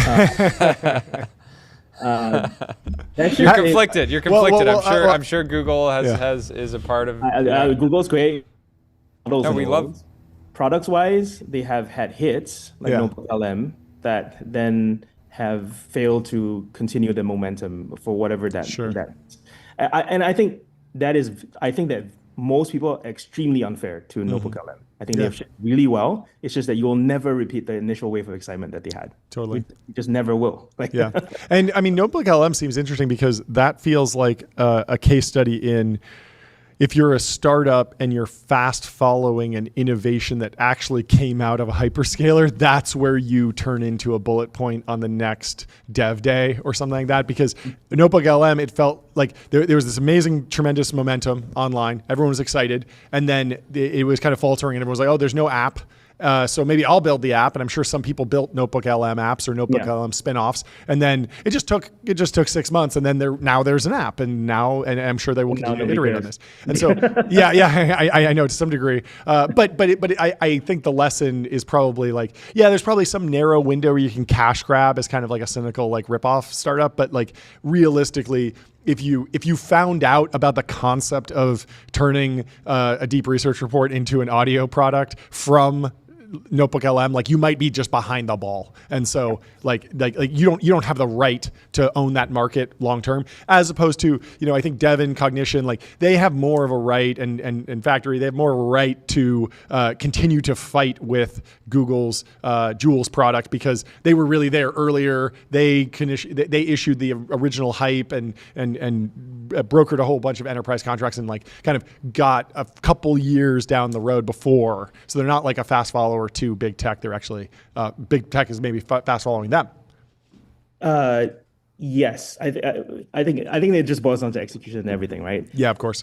And I think like that's one of the reasons why we've actually somewhat broadened out from just engineering to we've added AI product management and AI design. Okay. And I think that really good. This is product management. This is just straight up. Can you keep up the momentum? Can you listen to your users? Can you come up with creative new stuff that keeps the momentum going? And some teams can, and some teams cannot. Yeah. The only thing I can say with regards to Google and like the fate of Jules is the founding PM of Notebook LM left, and she's speaking here with her own startup. It's it's really hard to keep employees of people who like start interesting products at Big Lab, because they will get any amount of money thrown at them. Put it out. Venture capitalists strike again. $20 million seed round, $10 million of secondary if you quit your job right now. Probably not that extreme. I wanted to ask you about Git. Yeah, cheap. I want to ask you about GitHub. How much do you think Satya cares about, GitHub? Do you think he's, really pushing the Yeah, is team that an on important wedge into the AI coding market? Because obviously they were first with GitHub Copilot, and you could imagine that it's just a phenomenal distribution channel. And when you look at the value of and the way Microsoft executed around Teams rolling into you're already using Outlook. Now you're using Teams instead of Slack. You could imagine really great adoption, maybe not at the most cutting edge companies that are hyper online, but we could see one of those charts where we're like, oh, wow, like Microsoft's really crushing it in developer tooling. Absolutely. I think it's extremely core. What would you put GitHub Copilot revenue at right now? If you had to hazard a guess. 500. Yeah. 500 million. Yeah. Yeah. It's right around there. Wait, you nailed it. Let's go. Standalone, that is a publicly listed company. Wow. Yeah. That's like the perfect. Here's the thing. bar Here's the public challenge, right? Here's the challenge is that no one is talking about GitHub Copilot. Is that a challenge? It's inside of Microsoft, so yeah. I mean, no one's talking about. No, I know, but nobody's saying like, look what, nobody's sitting there being like, I'm blown away by Copilot. Right. I think that people who live in the Microsoft stack are because that is what they have access to and like their company agreements are. I think on Twitter there's a novelty bias, right? Totally. People always want the new thing. They want to support the little guy. It is. I support the current thing. You want to support the current thing. But okay, here's the mental framework I want to leave you guys with on that stuff. Is data gravity and is a thing. Like data attracts the compute, attracts the money, attracts stickiness. Like once my data is one place, everything else moves towards that data. And if my code is the most valuable form of data I have, that's the most expensive data to acquire. So if my code already lives with you, then it's much easier for my coding agents to also live with you. And so they have a home turf advantage. I think the GitHub acquisition back in the day was one of the smartest and most underpriced acquisitions in developer tools history. So like I think you should take that point of view. So like that moat is so strong. Like try to be like a no-name random dev tool startup that comes up and says, "Hey, give me access to your code base. Like I need to run agents on it." They're like, "No, like I'm already doing." Yeah, what happened with Codex yesterday? There was one user that was reporting that their private repo information was leaking from one to another. Was that user error? Did you track that at all? No, you're probably getting busy. No, I was running the conference. And individual things are going to happen. Yeah, of course, going to happen. I think GitHub's reputation is going to last it through that. I think totally. It has to be really egregious for that kind of stuff to slip through. I mean, I think like more broadly, I think that there's a standard stack of what we are calling, what Andre Karpathy is calling the LLMOS, right? That I think you guys are kind of going and learning about. But I think it's pretty well established by anyone who works in software agents, coding agents, which is you want a sandbox, you want a browsing environment, you want branching, you want fine tuning on your code base. Like there's just a standard stack of things that Claude Code, Codex, Jules, Cognition, Factory, and anyone else in this field, they're all converging on the same thing. And it's just who does it best and who solves it for their customers best. I think that's going to be the name of the game for now. Makes a ton of sense. Do we have to roll over to the next person? No, because you're good. He had to leave as well. I mean, I guess my question on data gravity is it seems like if we compare the evolution of video generation models, Google has a really amazing cornered resource in YouTube because that data is so big. It's so many tokens. It's growing, and it also hasn't been like exfiltrated to the public web. But it feels like GitHub, although it is a massive data set, it's not nearly as big. I think somebody collected like 100 million tokens or something. It's just not. It's just no. How big is it? Way bigger? Well, public repos, because I don't think that they can train on private repos, right? Or can they? Who GitHub? Yeah, no. GitHub. I don't think they would let themselves. Yeah, they wouldn't. Yeah. I don't know. 100 million just sounds way too low. And that's my gut reaction. Sure. Keep going. So the question is like, how durable is the data moat in coding versus in video generation? Purely, I'm just thinking about the raw data set size of YouTube has to be orders of magnitude larger than GitHub. And so I would imagine that Microsoft probably has a less durable advantage versus Google's like kind of march down the video generation pathway if it's truly restricted by data. Not all data is comparable like that. Yeah. So you're comparing verifiable data to unverifiable data. So Sure. Code can compile, and if Yep. it runs, you can do more code like that, and that creates the RL loop that lets you generate synthetic data for more code. With videos, you have what you have, and you can train on that. And you're technically not even supposed to train on that, but who knows what Google's doing behind the scenes. Well, I think Google can train on public YouTube videos, right? I don't know. I imagine that, like, I've posted videos on YouTube. I imagine that I've opted in at some point. I think there was like a big fuss with MKBHD and all the other guys. Yeah. Picking up a fuss about this, you remember? Sure. Yeah. So I don't know. I'm not a lawyer, but like I'm sure it's a completely untested clause that just has to go to court. Yeah. I just want to say, to Google, if you remove John's rate limits on VO3, you can train on our back catalog. Full permission, please. Yeah, I think there is that diversity of opinion, right? Like, do you want to just like give yourself to the machine, or do you want to keep your data to yourself? And it's like there's no in between. Like you're either one or the other. It's a very strange dichotomy. Like it's not a spectrum. Like many things in life are a spectrum. This one is not. Like you run into someone, they're either maxi, privacy maxi, or they're like an AI maxi. Yeah. No, that makes sense. What else is on the cutting edge of debates that are kind of raging at the conference this year versus prior years? We've lived through like the P-Doom debate. We lived through like the Leopold Aschenbrenner era. We've shifted to the geopolitics debates. But what's kind of on the frontier of like hottest topics to discuss? First of all, Leopold was right, and I don't know if people know that he was on Ilya's team when the sort of board drama happened, and like he was like directly connected to it. Anyway, we haven't lived through it. We are living through it. It is happening. It is directly leading to the geopolitics because he was foreseeing that, and he was exactly right. Yeah, but the way I would kind of characterize at least my takeaway was that his piece was a little bit of a pivot from the paper clipping doom and a shift to geopolitical competition in AI. Is that a mischaracterization? No, nailed it. Okay. But like he was right. No, I completely agree. I'm just wondering if it's like, if the consensus is that he was right, then the book is closed. We're not debating that anymore. What are we debating? What's more modern? What are the debates? Yes. How to do great AI PMing, Sure. How to run a tiny team. Yep. We have a robotics track for the first time that is like Tesla Optimus is speaking physical intelligence. Cool. Waymo just overtook Lyft. I saw that. That already.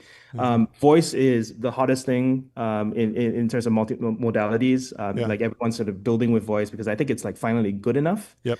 And I think maybe the last thing I will highlight to you is we are also emphasizing security for the first time. Security is like kind of a boring topic. It's nobody really wants to talk about like how to secure your system, but like they actually do now because they have real money running through their product. So there's all that. And then that is like roughly important, equal in size to the excitement about MCP. And so we have an entire MCP track with the Anthropic team here. Very cool.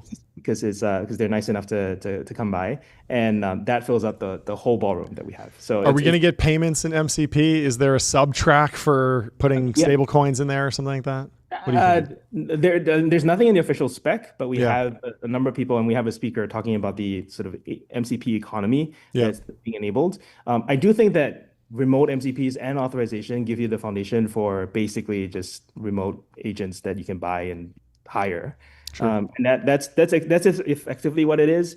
It's just that we're still in that stage where these things are still trivial enough that you can actually just write your own. So you have to overcome that build versus buy for this to actually kick off. Okay.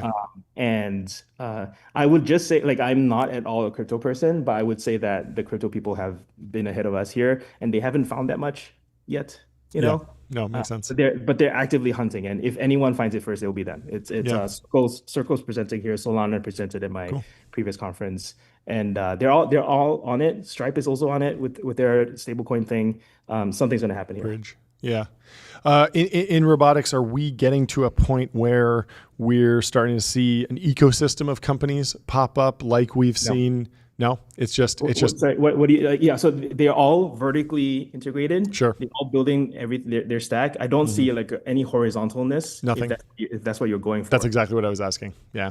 Yeah, it's so weird. I think there's just so much custom needs that you have to sort of reinvent the universe every time. The one thing that does reuse bots is Cloud Chef, which is a very young company, but I ran across them when I tried their food. So they're a kitchen robot. They do demonstration learning from a single shot from, let's say, like a Michelin chef, and you just give it the ingredients, and you will it will just flawlessly just kind of repeat that cooking for you, and you can hire it for $12 an hour. So it's meant to directly replace human labor, which is very expensive and very labor intensive and unreliable. Let's put it that way. Sure. And they can live on top of any other robot arm or Tesla Optimus substrate. Which Got is it. really, Okay. because it's more about the robotics sort of framework than it is about the individual hardware. And I think like that is the first time I've seen that happen. I'm like relatively new to this, but like this is the first time I'm like, oh, okay, like he's actually pretty confident he transfers across any system as long as they have the minimum required set of device drivers, basically. And I'm like, yeah, that's cool. Like, yeah. So he's speaking tomorrow. What about other pieces of the robotics data stack? Are we thinking about like data brokerage or kind of like a Scale AI, or maybe Scale AI actually working to generate more robotics data? Anything on like the sim to real gap? I saw some semi-analysis summary of a paper that was pretty cool. So I would say that as a sort of industry practical conference, those are just in the domain of research right now. It's in research, yeah. Yeah, it's like there's a lot of papers out there. Jim Fan had a fantastic talk at Sequoia Ascent that I recommend everyone watch if you haven't seen it, about the physical Turing test. Yeah. How you need to just do a lot more simulation. And there's a lot of work being done on this. I think Google Genie is the other one that I would recommend people to. There's like a really interesting tie-in between like the generative video world and the robotics world that you wouldn't necessarily expect until you like spend some time in that. But we just haven't focused on it because people cannot get jobs in it. Like I want people to get jobs at my conference. That's like almost the whole reason of the whole point. I bring the companies, I bring the engineers, they meet, they fall in love with each other. That's like, to me, that's like the most fulfilling thing. Can you give a high level update on the hiring market today? What's fact, what's fiction? It's one of those things people love to, talk about how bad things are, and yet every company that I know is like can't find people, and maybe there's a talent kind of gap there. But what's your read? Yeah, I mean, I think both are right, which is weird. This is actually the topic of my conversation with Greg Brockman later today, because I half the people I meet at my own conference are worried for their own jobs, right? They do ask about this. It's not like they're blind to it, but they're just like, I'm here to see what else I need to do, or how does my skill set need to change for the future? And nobody knows. Everyone says the trite thing, which is like, oh, I'm going from I write the code to I manage things that write the code, so I become an engineering manager. But like, what does that mean in practice? How much knowledge do you need to supervise an agent? You actually kind of need a lot when it goes off track. So like that's super unknown. I do think that the juniors, the like fresh out of college students, they're a little bit cooked, unless they're good. So it really amplifies skill issue. It really amplifies skill issue. Yeah. It's a hard thing to try to tell somebody. You just need to be better, 5 times smarter than you are, and then you'll have like a bunch of offers. But I also think that the solution here, and we just hired an intern who already shipped a new product. He started Monday. He just shipped something relatively simple, but it's cool. It's a guest directory. He just sent us a V1 of that product that he built last Thursday. We saw it and we were like, this is super cool. Why don't you start on Monday? And it's that one kind of interaction that can get your foot in the door, that allows you to develop skills and build relationships that, hopefully we work with him for a long time, but even, I'm sure people are already seeing him at TBPN and we'll probably try to poach him before the end of the summer. So It is like a changing shape of the software engineering employment, because like I feel like the vibe coders can come into organizations that might not have a full engineering department and then have an impact because of the way the tools work. But it's certainly a lot of change very quickly. I would say that's not the consensus yet. That hire a like chief vibe code officer. Yeah. Because like humans are still very much needed to patch the gaps that the models are not good at, and it's really painful when they do go wrong, and they do go wrong. You know, I think like all the hypes that you see on Twitter fails to admit like what happens like 1 month, 2 months, 3 months after. And that's honestly what you get paid to do as a software engineer: make maintainable software, not greenfield all the time. I've even seen people repurpose old projects and say, I vibe coded this in 24 hours. And everyone's like, wait, no, this was published in 2019. Like, you spent months on this and you're just hyping this up. That's misinformation. But I can't govern. I don't really pay attention to what people say there. But I do care what people report for themselves that they've done at serious companies. So one thing I would highlight there is Booking.com did about 10 company years worth of migrations in 3 months with their sort of automated code migration that they did with SourceGraph. So we did a talk with them at my conference in New York in February, which if you want to look that up.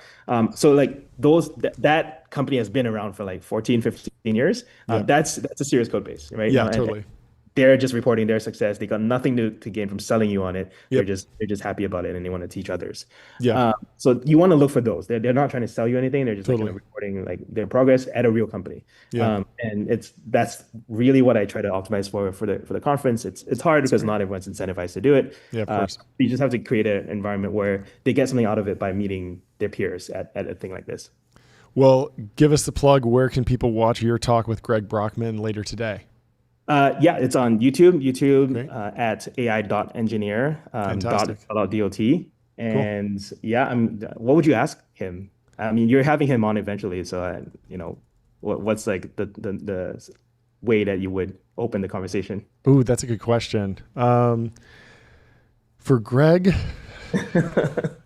there's a lot, but I mean, the question that I feel like is at the top of mind in like Ben Thompson world this week is the shift from training to inference and how workloads are shifting. Yeah. This was in the context of NVIDIA earnings, but Greg obviously has intimate knowledge, and so OpenAI is obviously going to do larger and larger training runs, but they're also doing tons and tons of inference. How is that shifting? And then what I want to know, and I don't know how much he can speak to this, is like if we get to a world where we're in 80% inference, 99% inference, something really extreme, does that change the type of data centers we're building? Does that change the chips that we're demanding? Are we moving to ASICs? Are we moving to FPGAs? Something like that to like speed up the actual inference workloads?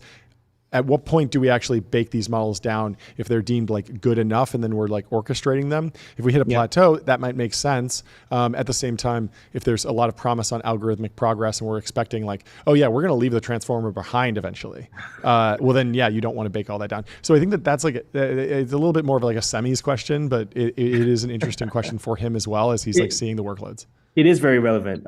He does have a role to play in Stargate that I'm not super clear about. I'm going to ask him about. Yeah. I mean, I would say that nobody's betting on the end of Transformers, except for a very small number of people that are just experimental. And it's really about just scaling the RL. I mean, there is this interesting thing that's happening. I believe images in ChatGPT seems to be using a number of different algorithms combined. So there's a little bit of diffusion in there potentially. There's some transformer-based stuff. I don't know if you're pushing back on that, but that's I'm not. There's a strong hypothesis based on the hints that they have dropped from the people that worked on it. That there's multiple algorithms at work, right? It's a diffusion head. Yep. The transformer backbone. Yep. The rest of it is just regular 4.0. Yep. And that's so good at chat and has decent world knowledge. Yeah. There's not like a ton of complexity there beyond that we know of. Yeah, and so what I'm interested in is like we saw the demo from Google on diffusion, text-based diffusion, 900 tokens a second. I've heard good reviews about that. I've heard kind of mixed reviews on that. Maybe it's not a path, but what does the future of an LLM look like if we're applying the same path that we've seen in images, where we're seeing an ensemble of models come together to create a better, like even more multimodal,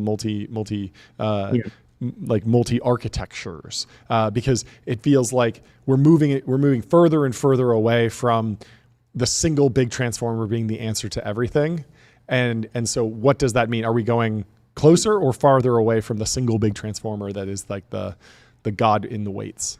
Yeah, this is where I can offer a little bit of coaching for your audience, and maybe you guys have talked to a lot of people, so I don't know where you're at on.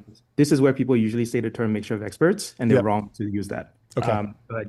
And sometimes they say mixture of agents, mixture of experts. They're incorrect. Anyway, we have talked with a lot of the Frontier Lab researchers. Yeah. None of them believe that is the way forward. That is an optimization for the current thing, which is which one? A mixture of experts, or multiple mixture of architectures. Mixture of architectures. Okay. Yeah. So experiments, for example, with Jamba, from 1821 in Israel, where they mix, for example, like a Mamba layer with transformers. Sure. That seems to be promising, but even Om Shazir at correct character was just use the scaling of transformers. Sure. I asked a variant of the question you just stated to Noam Brown in an upcoming podcast that we did. We recorded it, we haven't released it. He's the same way. He's like, anything you're trying to do fancy around mixing up weird architectures is just not going to scale. Just scale the basic thing. Yep. And he's pretty strongly convicted in that. I know people I can't name at Gemini who's also pretty strongly convicted in that. Sure. I have reason to suspect otherwise. Obviously, like you can't shut down anything because like it might be true. Yeah. I'm just telling you what the people working on this would say because yeah.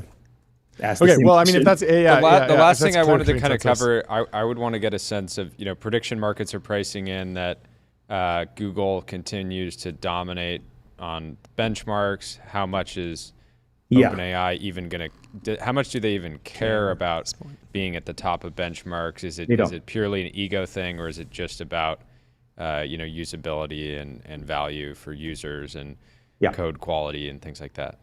It's usability and value.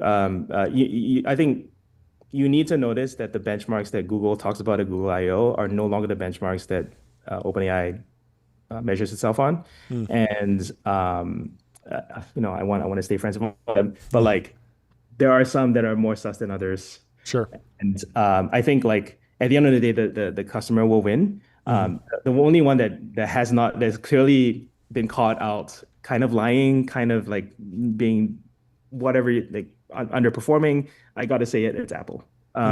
When they launched Apple Intelligence, we were all very excited about the Apple Intelligence paper, which is a beautiful document that had no evals apart from their own internal evals. So they were not accountable to the standard set of evals that everyone else has, right? So step one is you should try to hold yourself to some public benchmark. I applaud, just do it, But and then so Apple did not do that.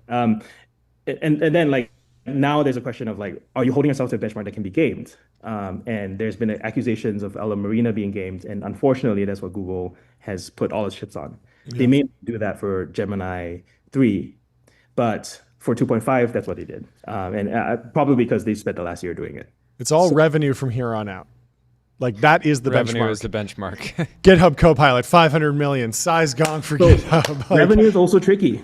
Yeah, you guys know how like Gemini. I don't know if you know. Gemini gives 1 billion tokens a day per human. For free.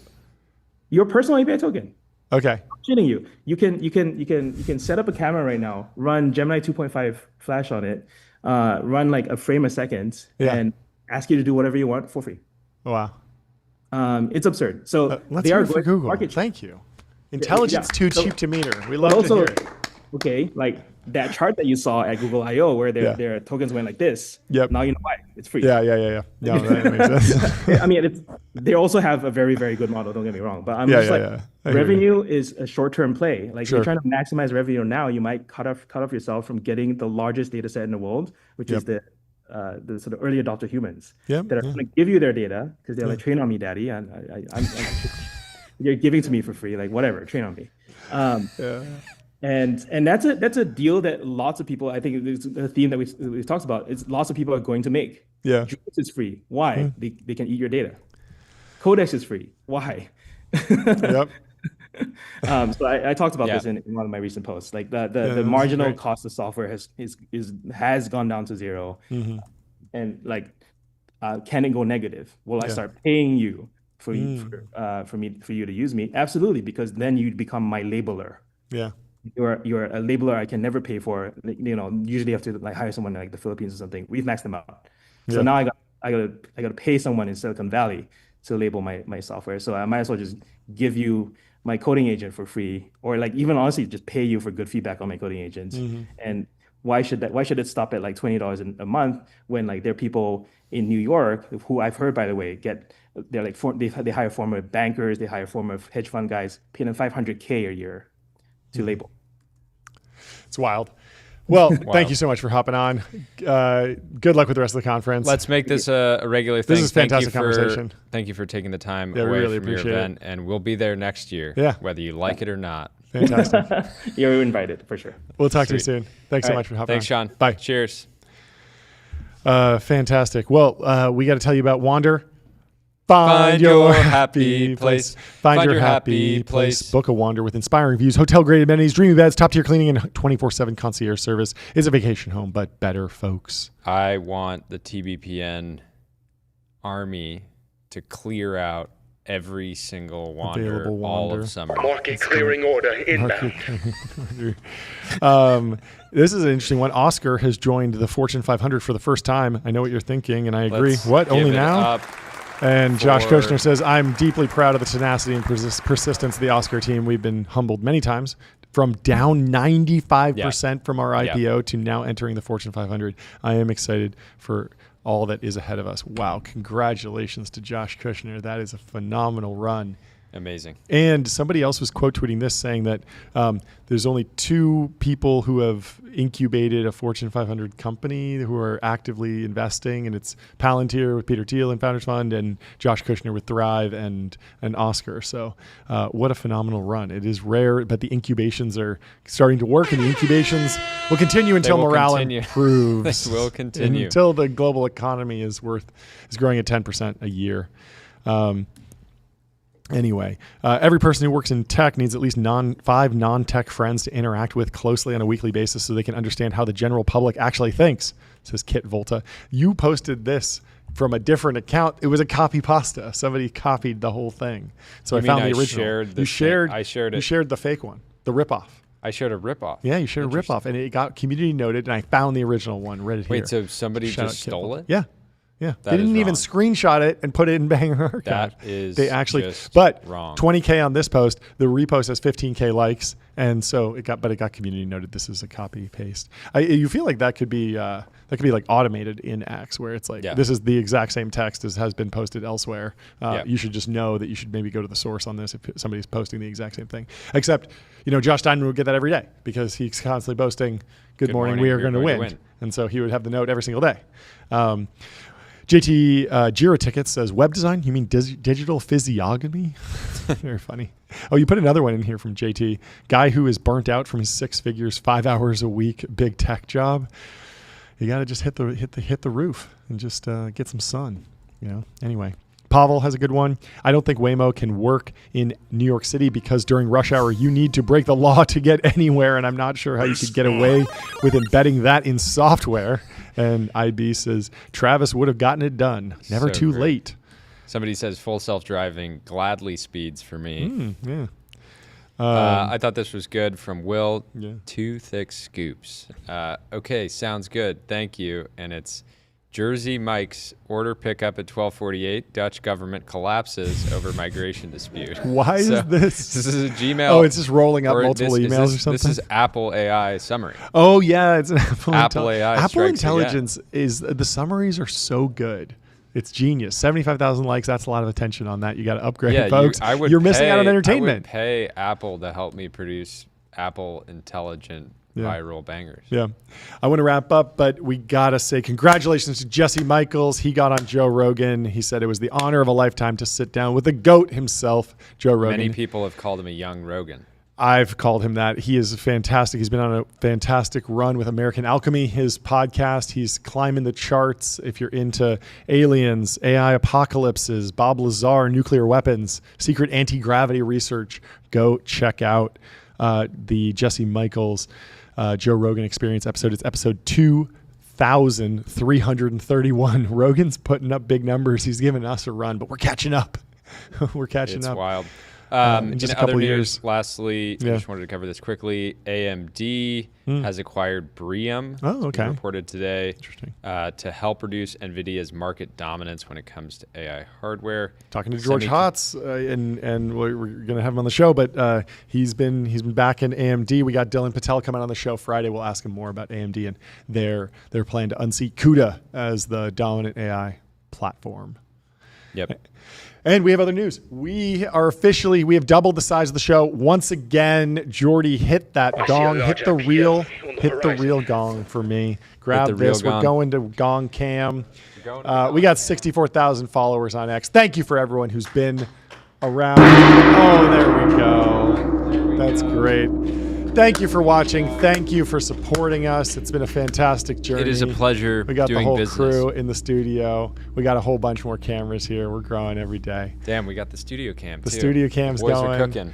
Thank you for watching. Thanks for all the support. A 5-star review on Apple Podcasts and Spotify. Especially on Apple Podcasts. Yeah, I feel like we're doing low there. Video heavy. Yeah, it doesn't really make sense. But if you're on Apple and you're listening and you haven't counts. left us a review, we'd love a review. So thank you so much. And Thank we'll you, see you folks. tomorrow. We have an awesome day. We have a bit of an AI day coming together with folks from OpenAI and Anthropic coming on. It should be a great show. So absolutely stay tuned. stacked. We'll see you tomorrow and have a great rest of your Wednesday. Goodbye.